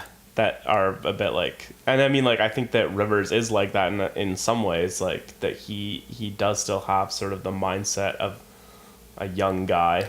Yeah, And I mean, also- I think with Weezer though, a lot of their songs have a lot of appeal to younger, like high school age students, but they're not like explicitly about high school. Like a lot of them still feel very relevant to like us in our early 20s, right? And also, I would say Rivers has that story of going record shopping and holding Led Zeppelin 4 in one hand and Pet Sounds, I think it was, in the other. And he picked the Beach Boys. Yeah. And so he's always been influenced by the Beach Boys, and they were another band that stayed very teenagery Yeah. throughout their age. But it wasn't like, But we're trying still- to appeal. It was Yeah. more, like that's the time when you're emotions are kind of at your peak and you're like figuring out your place in the world, and like just a bunch of themes that lend themselves very easily to songwriting. Yeah, and like the Beach Boys are a good example, because the Beach Boys like continued to be like a musically deep and like continued to like they continue to make great albums, great like more sophisticated sounding music, but they've like always had that sort of like youthful vibe to that them. emotional home base of teenager stuff. Absolutely. So we're now in the top 4, and this is a little number that I personally like to call "Hang On." Ooh, Wow. Hang On. I thought this would Hang be a on. little higher. Hang on. This song is the good execution of Trainwreck, or not Trainwrecks, Memories and Ruling Me. Like, it's not a super sophisticated song, I wouldn't say. See, I always throw this song in the same category as Runaway and Unspoken. I always see those 3 songs as kind of similar songs. I can definitely see that as well. I'd say it finds a really good middle ground between those 2 sounds, because like it is like a rocking song compared to, I think, Runaway and Unspoken, or like there's even a rocked out mix of it. Hey, nice. Which they've changed kind of that like sort of mandolin-y thing that Michael Cera plays. Yeah, did you know that, Tyler? Michael Cera played this on this album? Yeah, On Hang On. And he does backing vocals on it too. That's cool. It is cool. I like that a lot. Michael Cera is a very Weezer like Yeah. celebrity. Yeah. I really like Michael Cera. Love him. Love him. But yeah, I think this like it is like a rocking song, but it does have that sort of like like the mandolin, and there's a hurdy-gurdy on it. What, A hurly-gurdy? A hurly-gurdy, which is like this sort of, which is another like old school stringed instrument. I like that. It reminded me of like the Killers, Arcade like, Fire, just like a big like orchestra. Like, Yeah, here's the definitely. song. Yeah, that Big intro. orchestral element to it with the rock. I would almost be interested to hear an album from them that like leaned even more in that direction, like a more like Just using symphonic, non-conventional that instruments. would be so good. I think there's a lot of, especially on this track and Unspoken kind of, there's some pretty unconventional Weezer instruments on there, and I really like the way it turned out on them. Yeah, I'd say, like I said, this song I'd say finds a good line between the Memories and Ruling Me, sort of like straight ahead pop rock, and the little more like textured, a little more off the beaten path they're going for with other songs. Yeah, I think this one's got a lot more like it's a more emotional song to it. I think that's kind of the reason why I throw it in there with like Unspoken and Runaway. But I think the lyrics on this song are on point too. They've kind of got some weird sounding lyrics, kind of almost nothing like as weird as like my ocular nerve went pop zoom. But once they kind of sound weird, even like just like Wild Clover, love grows at light speed, and but just like I'm solar, you warm up to me, which I think is one of my all-time favorite Weezer lines of all time. All-time favorite Weezer lines of all time. Nice. But yeah, I think the words, like the lyrics on this, as well as got some of that great Brian backing vocal in both the over and over, we swore it was over part, and as well as kind of him doing the vocals in the background, like in the outro, like where he's sort of singing the main line and everyone else is going, hang on, hang on, hang on. Oh, hang yeah. on. That's a great part. That's a great part. Tyler, this might be of interest to you. This song was co-written with Rick, I guess you'd call it Knowles, and he also produced 5 songs on Electra Heart by Marina and the Diamonds. Ooh, an album of which your holds a very special one of your place cult faves. in my heart. And yeah, he's done a bunch of other kind of modern band. He did a bunch of Lana Del Rey songs. He did a bunch of newer Madonna songs. He did a few Sia songs. Yeah, definitely. This guy's all over the place. Yeah, I like the choice because like it's a little. He's a little more like, he's not really a Weezer kind of guy. Like he I think he became known for Like he wrote for Celine Dion and Dido, who are not acts that you would associate with Weezer. No. Which is why and like this still that very much feels like a Weezer song, but I think you can feel that sort of influence that leads them in different directions, which I think is a good thing. It's a very grand, lush pop song, but I feel like Weezer, somehow, this is a style that's very much not their own, and they hold their own so well in it. This is such a good song. Yeah, the more we talk about it, the more I like it. I'm surprised it's only fourth. I guess I put it on third, but The song, I'd say, too, has aged very well. It like has. If they had never came out with that, and they're one of their new singles for like the Black Album just like came out and started with like dum dum da da, I would be like, yo, so this is something cool. weird about this song is there's a music video for it. It's the rocked out version of it, so it's got it. Doesn't have like the mandolin and like that. I don't know if that's the hurdy-gurdy in the intro. Yeah, I think it is. Yeah, but instead of that, it's got like electric guitars doing that. It's another pretty good version of a classic Weezer tune. Yeah. But the video, I think, is a really cool looking video. And it's not on Weezer's Vivo page. It's on their like regular page or something.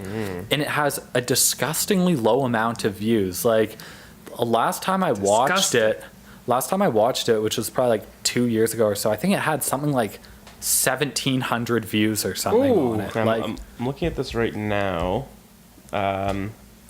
No, I think this is a fan made thing. I don't think that's wait, let me see it again. We're taking a break. We'll be right back with more in the garage. I don't think that I could choose just one. Where did all these smart girls come from? I think we should live narrate this. Chaz has my laptop in his hands. His MacBook Air. I don't know. Is this? He is No, this was. watching I think it. this was It was a posted on the. late-breaking This is Fusion. posted on the director of the music videos page.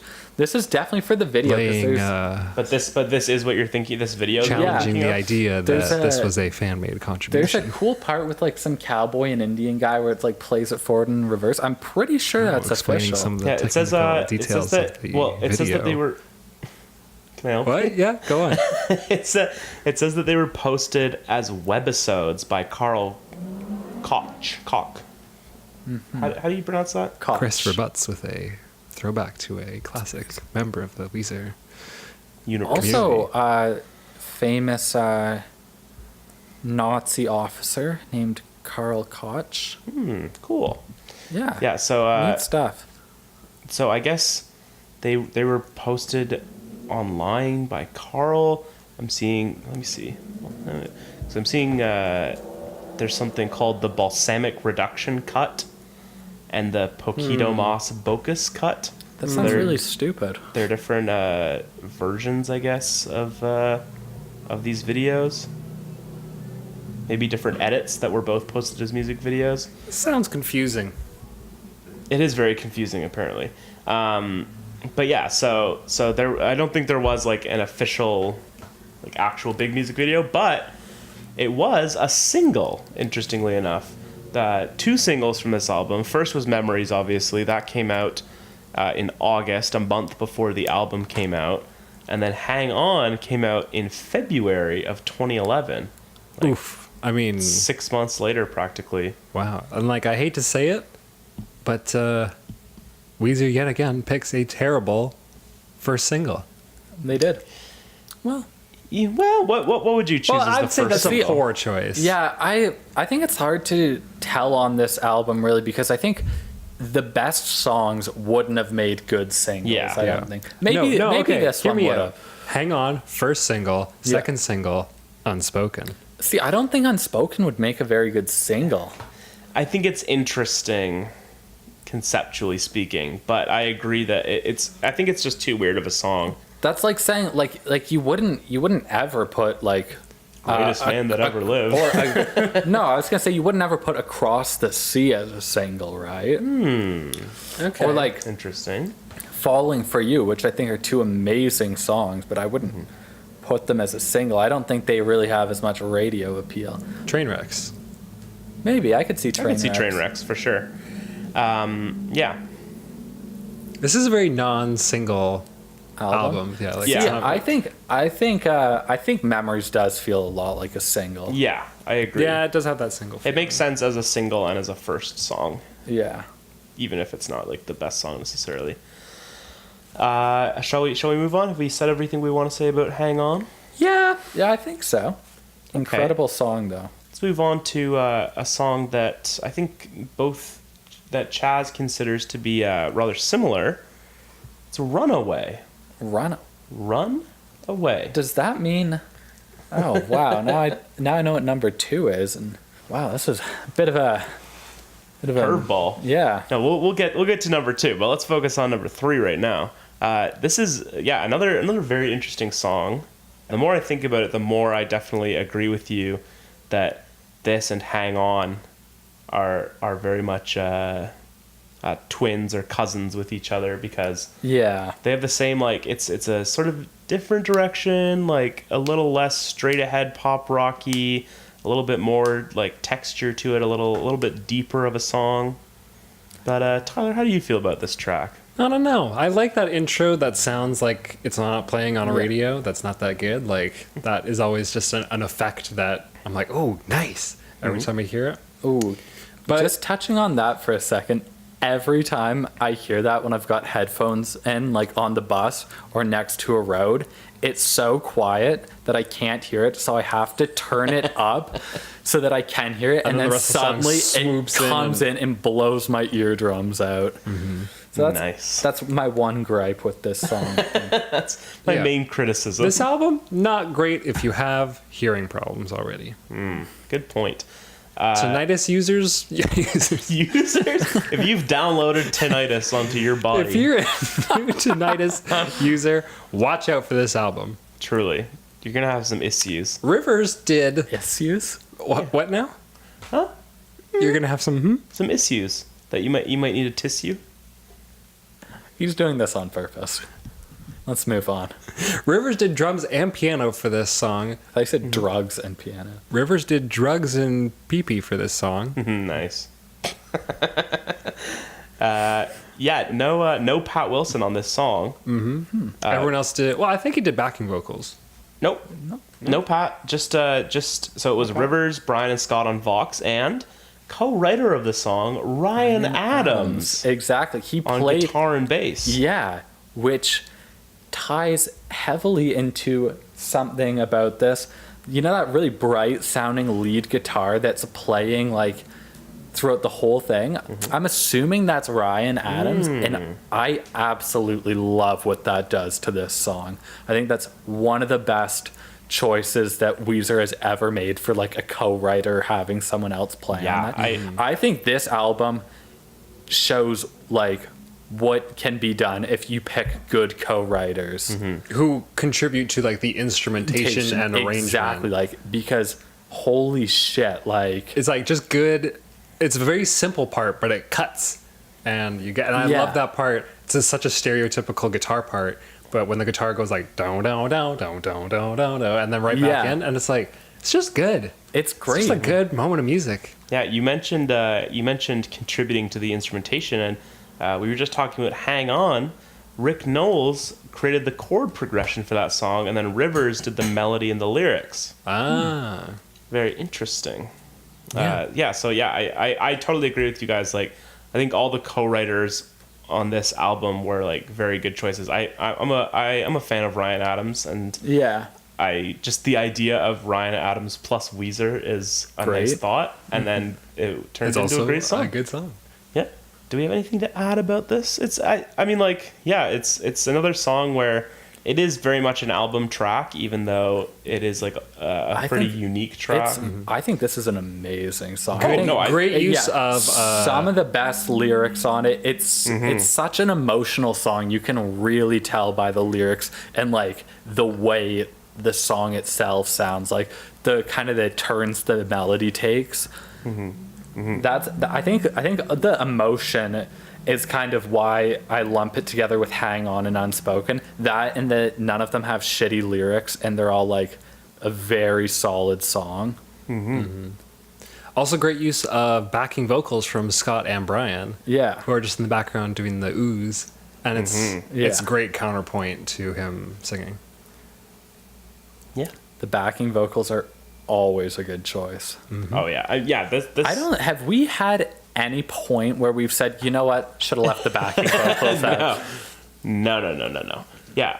I mean, I'm a If huge. anyone from Weezer, I almost said if anyone from Rivers ever listens to it, is use as much backing vocals from Brian and Scott and Pat as you can. Yeah. Ooh, that Brian backing vocal, just. Yeah. There's there. I mean, Or even what they do on Hang On too, where like in the end it's like Yeah, Brian singing like the Hang On Till I See You Again, like Yeah. that part.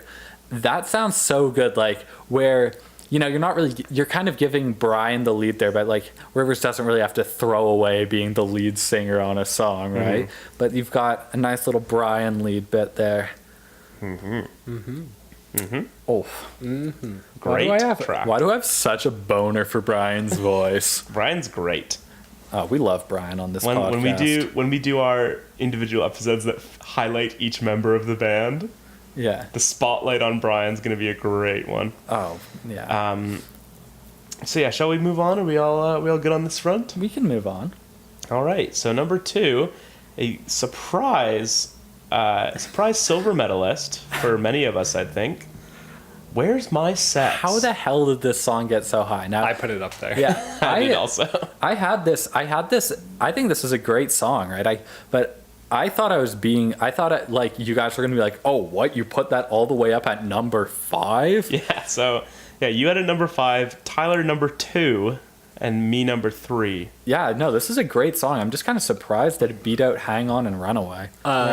If Smart Girls is like whatever X starter drug, then Where's My Sex is the hard drug, because it's like it is so dumb. Like I can't overestimate Yeah. how dumb. Let's it get is. this out of the way right away. It is a song where the lyrical conceit is about how the word sex sounds like the word socks, and that's Well, the entirety of the Well, song. it's because that's 'Cause the of way his his daughter, daughter right? said socks. oh, because she said, "Where's my my sex?" sex. And Yeah. thought, shit. Hey Rivers, stop writing songs about shit your daughter says, And Or, especially like sexual like I'm themes. I'm your daddy was like also apparently like written for Yeah. about his daughter, and it's like One of them Just accidentally stop it. said, "Where's my sex?" instead of "Where's my socks?" They couldn't find their socks. And when I heard them say, "Where's my sex?" I just thought, that's a cool song title right there. No, it's not. it's okay. Yeah, it's a terrible song title. It makes me It's a think of question. "Tired of Sex," which is a great song title. Yeah. But yeah, it's also it's really dumb, and like Where's my sex? even Like, if let's go. I'm waiting. yeah that see but like if he had done an "I'm your daddy" type thing where it was like, oh, that's a good song title, and then he turned it into a completely different thing that had nothing to do with socks, then it might be like a little better. Yeah, if the song, well, would it be But better if also, the like, song was actually being like, "Where's Yeah. my sex, guys? I'm Rivers Cuomo. I need my sex." That reminds me of on the last episode you highlighted a choice YouTube comment on which song was that where you were talking In the about mall. Oh yeah, yeah, in the mall greater than in the garage. A classic YouTube comment that I saw on "Tired of Sex" is someone said, Rivers Cuomo talking about being tired of sex is like Stevie Wonder making a song called "Tired of Being Able to See." I think I've seen that comment before. Maybe think I you sent it mentioned to it you to guys. you in the past. This is a song with some very bad lyrics, but it kind of kicks ass. It Yeah. really grows on me. Every single time I've heard this song, Yeah. I just love it more and more. This is like a song where I used to hate it because it went Yeah, me unspoken, too. which is my favorite song, and then Where's My Sex, which just kind of ruined the flow, and then it goes into Runaway and then Hang On, which are like those 3 songs other than Where's My Sex are my top 3 songs, and I just always thought like, oh, it's some stupid ass song ruining the Yeah. It's but in the middle of a pretty serious run. Yeah. And there's like goofy bits kind of at the beginning and a bit more at the end. And it's like right after the most serious moment on the whole album. yeah. And it starts with that goofy like doom, doom, doom, doom, doom, like that sound effect of Yeah. like sliding upwards, like Yeah. and then it comes in. This is a really Rivers just saying like, yeah, fuck it, let's put this stupid song on the And album. it's so catchy. The chorus is so good. It's Yeah. so good. He goes, I thought it was him. That's his great Yeah, part. he's doing a great job singing. It's just so good. Like, And there's so many parts to this song too. There's like a verse, a pre-chorus, a chorus, A beat switch. a post-chorus, like some sort of weird bridge that like just cuts out of the song, and it's like so different. oh yeah, that part is so. That is actually the only part that kind of like I don't like how abrupt. But I actually Really? love See, that. I think- was gonna bring up like thoughts on how it goes from that weird part right back into the "Where's my sex?" I love it. That's so like much. my favorite part of the song. Like, it's cool, but I would have liked it with like just like a teeny bit more built. Like it sounds like kind of clunky almost to my ear. There's- And I can get how you would. yeah, no, abruptly, that yeah. there's something in there. That it's such a fuck it sounding thing too. Like, oh, let's just edit the chorus back in the. But they do a Exactly. shitty job editing. Like, you know, in the early episodes, I don't know if we still do it or not, but when it would be like we'd have the actual track of "In the Garage" playing for like the intro, and then there's like Oh, and I leave the little like the split second that, like a shitty edit job. Like, it sounds like they did a shitty edit job there, and I absolutely love it. yeah, no, just There is so much energy between the three of us right now. As soon as we started talking about the song, we all got like perked up. Oh yeah. But No, yeah, I'm like, not even mad that this song's number 2. I love this song. I mean, like you talk about like I talked about like train wrecks having like a kind of like a chunky riff. Like this song Yeah. has a really it was so like a chunky.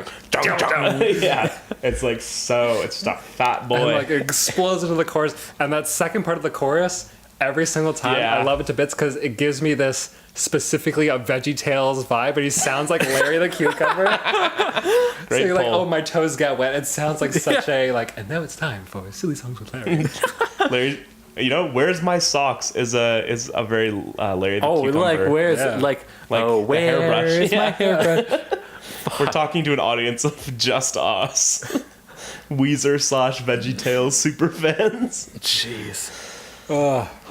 Good stuff. Oh, No, he's fucking growling, and like for like no one asked him to go that hard. Yeah, like Yeah. it's like yeah, it is just like why did they choose this song to make like they're like it's like it's the heaviest song on the album, yeah, right? Oh, it's yeah. got it. It's kind of got a bit of a Maladroit vibe with Yeah, that, yeah, heavy- totally. and especially with that weird bridge part. And it just sounds like they're all just like grinning at each other. The Oh, whole yeah, time, they're like, probably just walking like- around Yeah, like they're a singing prehistoric the backing scream. vocals. Wow, like- They must have been all smiling like idiots, and they're like, "Are we doing this? Are we actually putting this on?" Yeah, no, great song. Super stupid. It's One of the so stupidest songs in existence. Honestly, if it's like- if you've listened to this song like once and you're like, "Oh, fuck that. I don't ever want to hear that again." Just do yourself a favor and listen to it a bunch of times. Like, Just listen to it 10 more times. it's like olives. They say like you eat 8 of them and suddenly you like olives, which I actually am a huge fan of olives now. I never was. Interesting. I I hate ate I was always a huge fan. I of ate olives. so many olives yesterday, just straight from the jar. Like all I ate yesterday was hummus and olives. It was like the most Mediterranean. And then I added Chardonnay at night, and then I got super fucking drunk and added all dressed chips. I love that you described your day like it was one dish. Yeah. And then right at the end, I added an entire bottle of Chardonnay. An entire bottle of Chardonnay in like 15 minutes. I was so excited about where you were going with. I got super drunk and then I added. And then you gave me the best possible results. Okay. Whew. Good stuff. Really great stuff. He takes the first verse to ponder, like, how did cavemen get by without socks? I know. Sucks. Oh. Something funny about this song though. The first time I heard the song, I'm just like even without knowing the origin of the name, like, is he singing about socks but saying sex? I never made that connection at all. Oh, I made it like a couple lines into the song, I think. Instead of hearing under the bench, I was here under the bitch. Bitch, yeah. Under That's the bitch. That's one I hear too. Interesting. I'm running late. I can't be late. Like, where are you going? It's gonna be another hour or more. Like, that part is so good. You know what? I don't even hate. I used to hate the lyrics, so I'm like, oh, they ruined this song that was good. I just thought they were stupid, but now, like, I'm loving them because it's like, oh, Rivers has clearly got the biggest shit-eating grin on his face. He's leaning into such a goofy vibe. I really like this. It's gonna be another hour or more. Good stuff. Great stuff. Great stuff. I feel like some choice stuff. after we finish recording this podcast, I feel like we're just gonna listen to the album again. Yeah. Jump around. Whew, yeah, we should listen to Jump Around. That'll be good. Oh, that's another good one. Yeah. By is that by House of Pain? Bobby, yeah. Jump up, and jump right? around. You know how I Jump remember around. that? I go over to the You think about Notorious Tyler Perry's House of B.I.G. Pain? Sorry, what? Thinking of House of Pain by some band called Faster Pussycat, which is a pretty good song, actually. Okay. No, I'm thinking Sort of of- the Biggie Small song. What an me interesting find way it. of getting there. I don't think you need to. Yeah, that's really not necessary. Let's move on. I love how we'll stop the episode to do We'll take Tyler a break to listen to take- like 3 seconds of some song, but when Tyler... As soon as Tyler suggests one, no. All right. Oh, it's Dead Wrong, which never actually came out. I guess I was a combination of House of Pain and Bobby Brown. I was humping around and jumping around. That's What good. did that have to do with party and bullshit? You got the wrong song. Yeah, I was wrong. That was my mistake for today. Thank you for getting it clean. I know another one of your mistakes. It was ranking the album in the order you did. Tyler's rankings were highly controversial. But I But, immediately changed my mind about almost all of it. So, but the one song that he had right at the top, it was the same song that we had right at the top, Chaz and I. Let's move on to our number one song, Unspoken. We have a lot of unanimous number ones on this show. It's true, because we know what's good. It was kind of unspoken between the three of us that this would be the unanimous number one. True, we did allude to it multiple times when we were... You should edit that onto that joke I made because it sucked. well, it wasn't factually incorrect, so I'm not Yeah, going to do that. give him a ding. Here, I'll get it clean. For a bad joke. Yeah. Well, but I'm not going to edit every fact. bad joke with Yeah. Yeah, Take you'd have to go days. for a lot of your own. Ayo. That would have been a perfect time for you to do the laugh. Okay, shut the fuck up. Okay.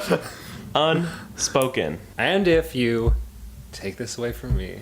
It is the 4th song on the album, so it's like we got through this little The opening number one trio, song in our hearts. and now we're at Unspoken. We got the acoustic.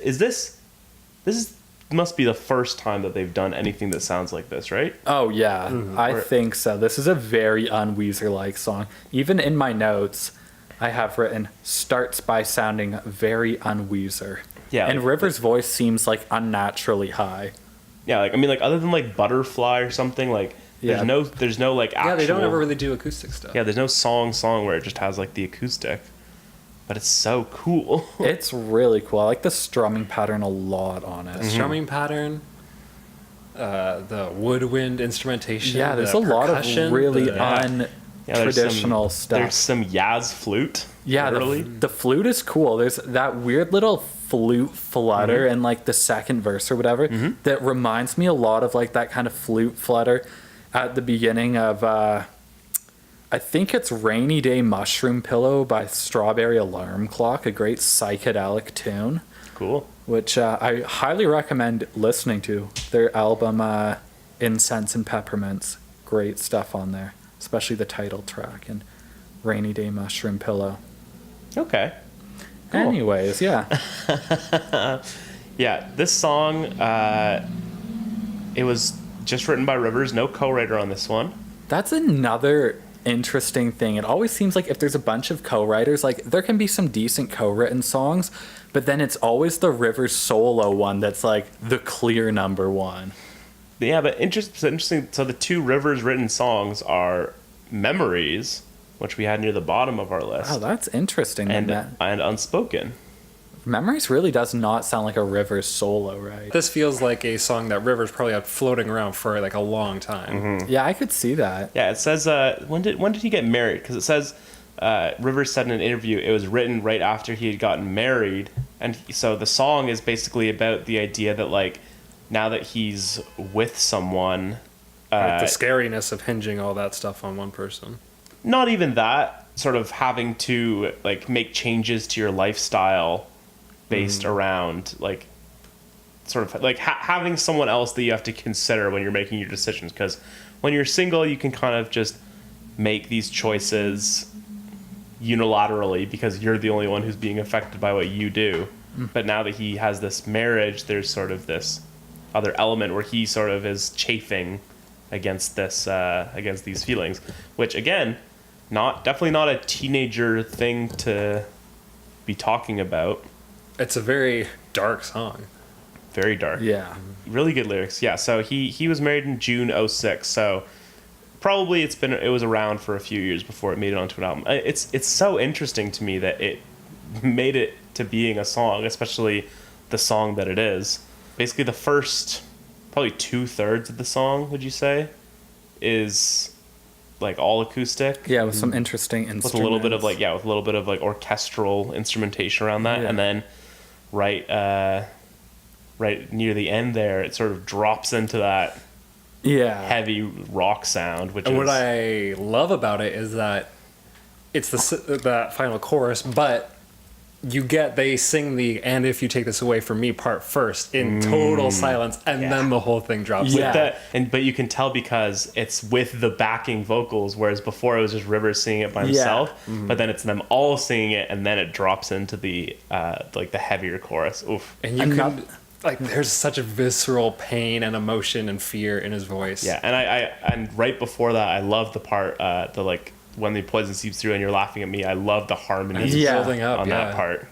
I think this song, it's not even just the end where it goes hard. I like how it's like a build up throughout the whole song, and then at the end, it's like exponentially. Yeah. Kind of mimics the feeling and like emotion in the song. Yeah, so the idea of like this sort of resentment almost. Yeah. Is like building up, and then eventually like That part of the beat was unspoken. Yeah. For the whole part of the song. It's like another interesting thing though is how really un-Weezer sounding it sounds like with the instrumentation and even the verses. And with his voice too. Yeah. He's got such a small and scared tone of voice. Yeah, exactly. And then when it gets to the chorus, like the instrumentation, the way it's played doesn't really sound like Weezer, but like the way like the melody and stuff, that sounds very Weezer. Yeah. And then when it goes to the end bit and you hear it like all played out with the full instruments, you're like, holy shit, like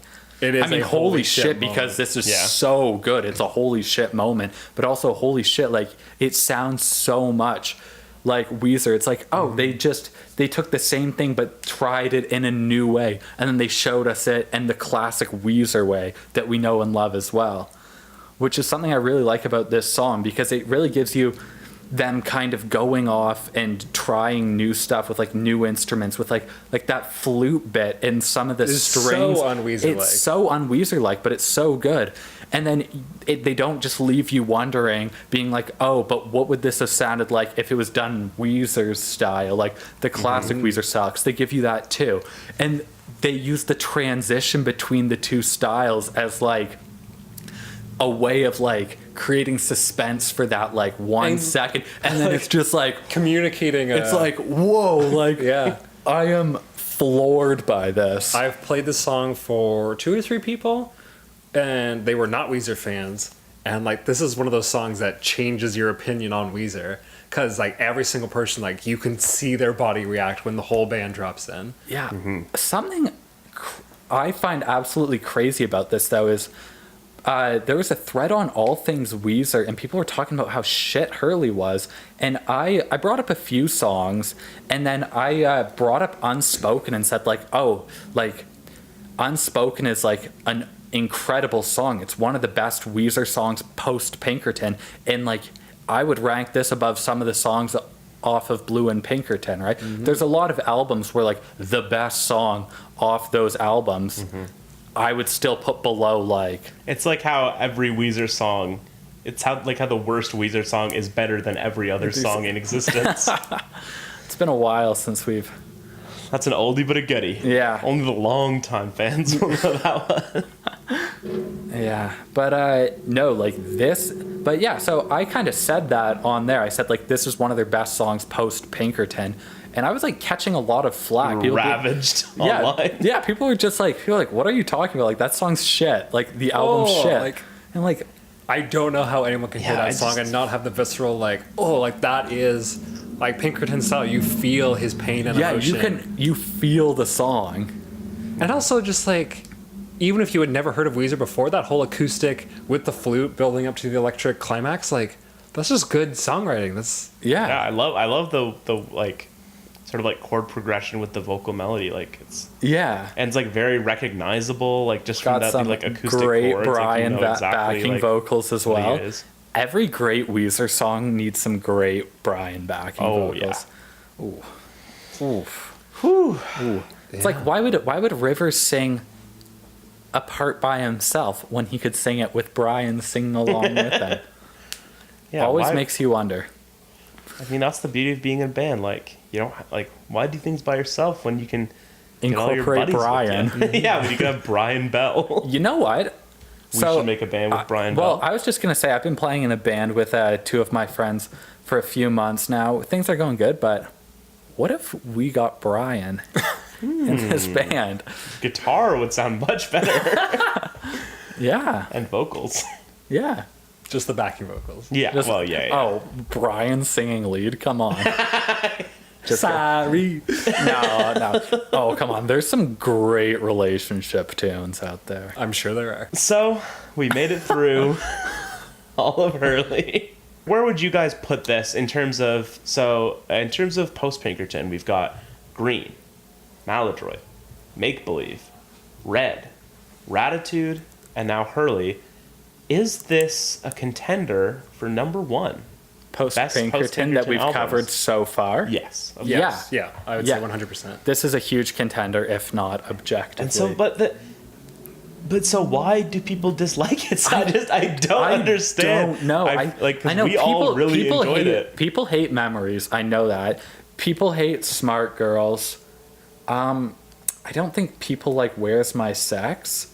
Other than that, I don't know how you could dislike other songs on this album. Now, I can see why someone might dislike some of the songs. I mean, Ruling Me is objectively a pretty boring song. Yeah, but Yeah, but there's nothing like bad about it. How could you not listen to this album and like see the charm that is like pouring out of it? Yeah, I mean, Yeah. well, a lot of people were really like, oh, everything will be all right in the end is really Weezer saying like, oh, we're going back, we're like gonna start putting out good music again, kind of in response to like some of the reception of Red and Raditude. But I think this was kind of a not, I shouldn't say a return almost to like an this. inflection point. This isn't this isn't a return to form. That's not how that word was used.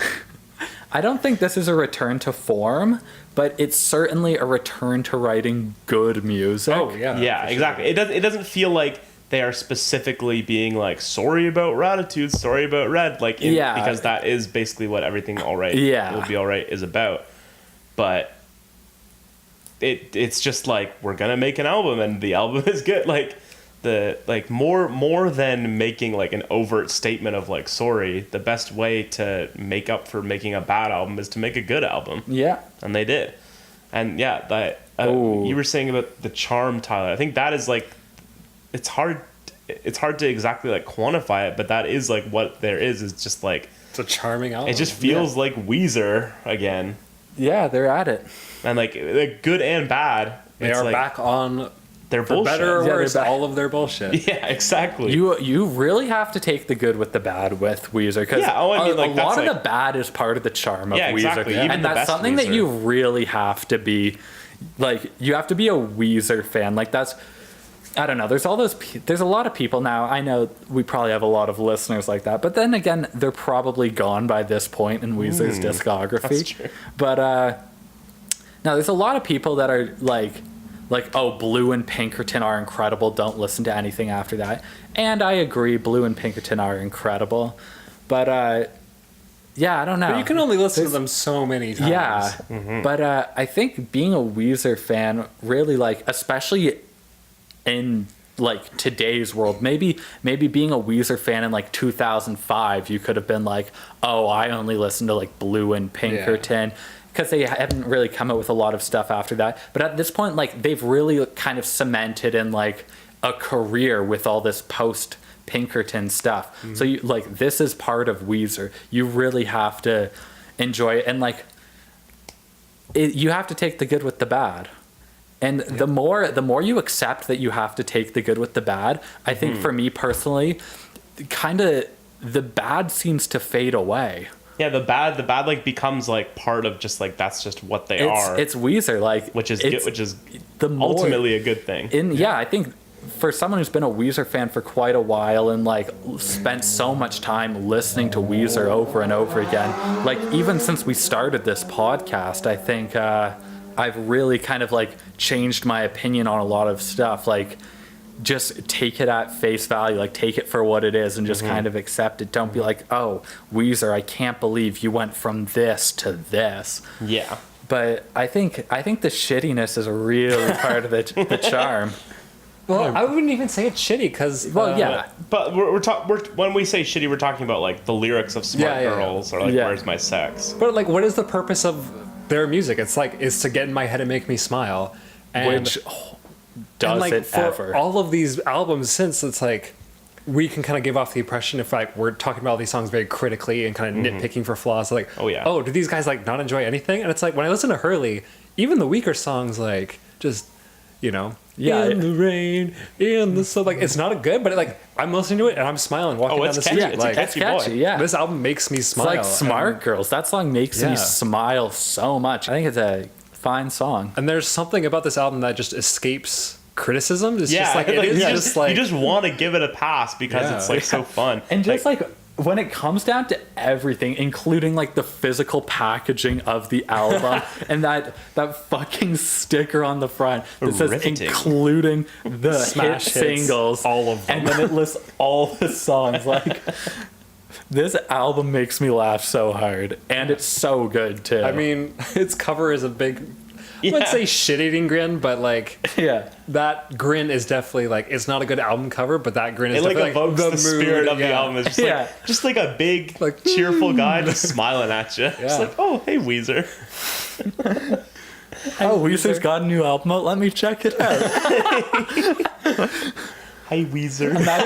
Imagine flipping through the record and it's like, let's see if they've got any copies of the Blue album or Pinkerton in the Weezer section. And you can see like in the W section.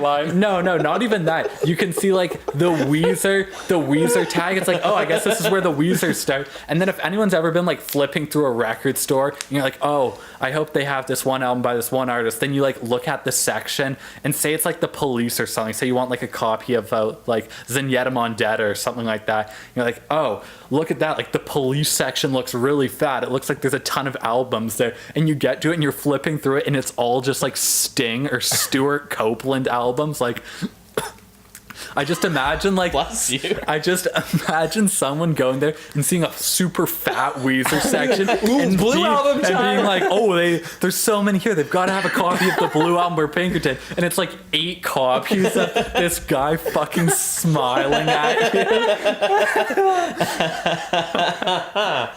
Oh, man. Whew. I love this album so much. Like controversial opinion: is this album better than Blue and Pinkerton combined?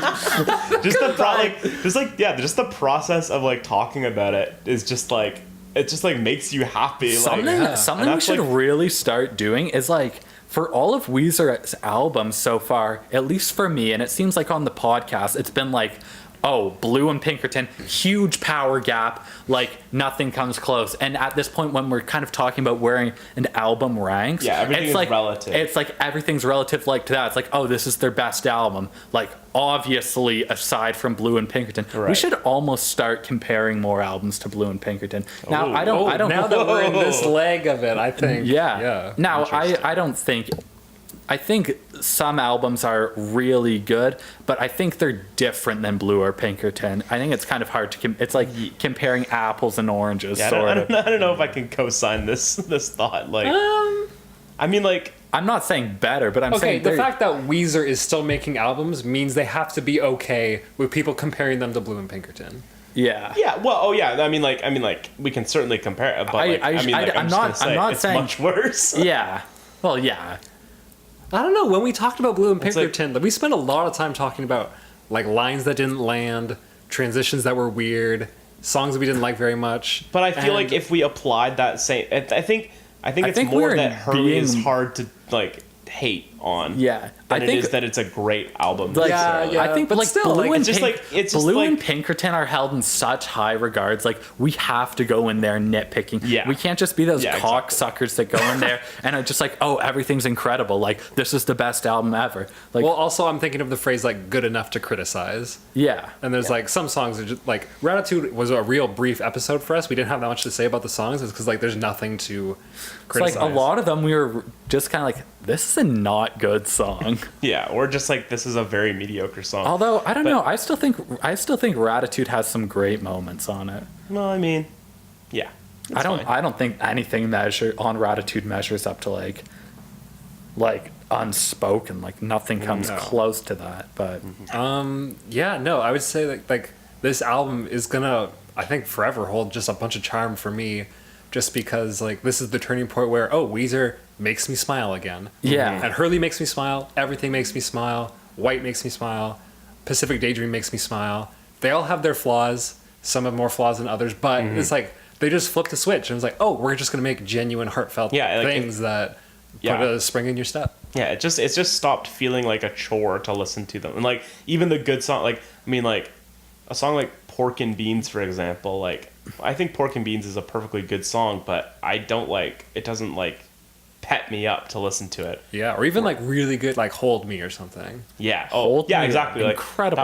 That was what I was thinking of, because when we were talking about like if this was the best post Pinkerton album, the one I always go to is Make Believe. Yeah. And I can look at it and say like, I don't think this is a better album than Make Believe, but I think I would sooner like put this on than Make Believe, because like there's something about it that like it's just a fun time. I still don't know if Make Believe's like a better album. I think Make Believe has a lot of really good parts, but I think Make Believe has a lot of like downsides to it too. That's fair. But we covered that. Yeah, you should check out our Make Believe episode. It's pretty good. It's pretty long. It's so very long. I fell asleep multiple times during recording. But yeah, like the 2 through 8 range of this, like Memories is an okay song, and then like Brave New World, I've talked about how I'm not the biggest fan, but just like there's very little where I would just be like, it's like a skipper, you know? Yeah. Even though I would probably start the album at Ruling Me personally, but that's just me.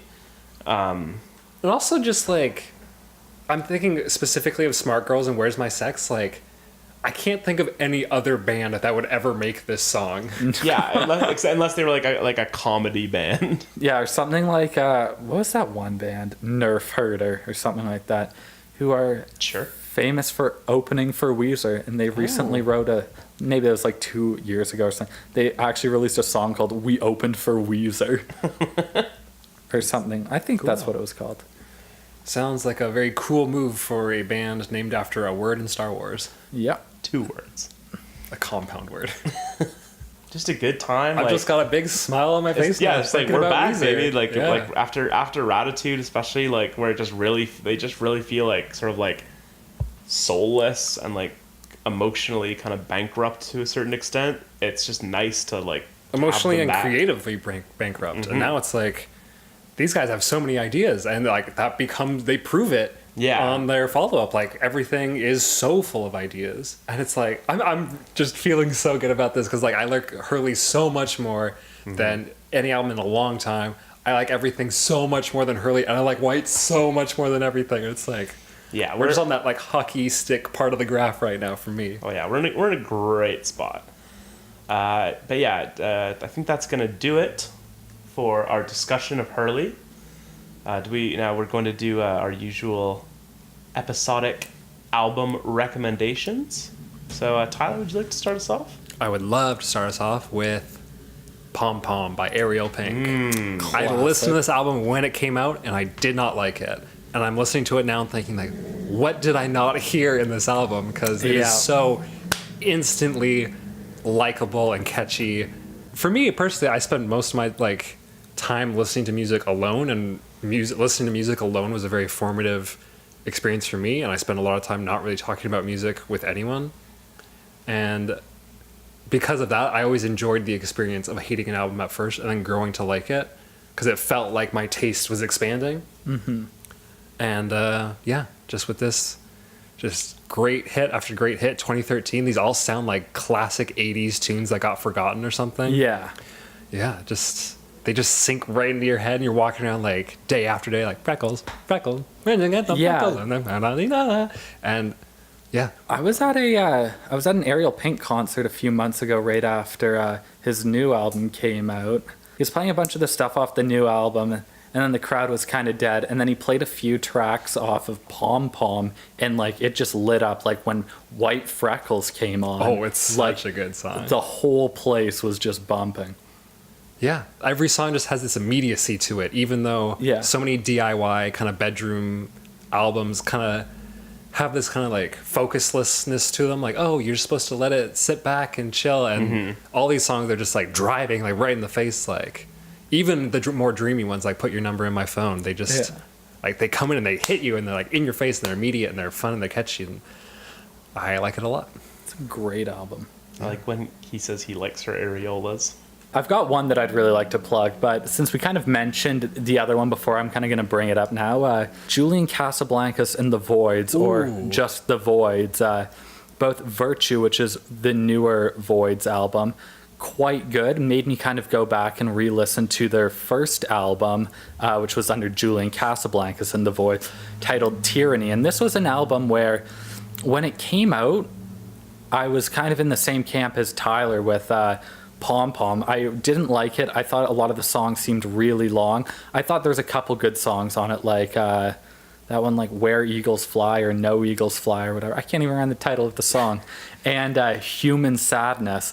And I liked those songs, but not really enough to make me continue visiting the album. But in like light of the new album that came out, I went back and re-listened to it, and a lot of it was like, this is very good. Like Human Sadness has been on like constant repeat for me, and for like an 11-minute song that gets listened to all the way through, like that's insane.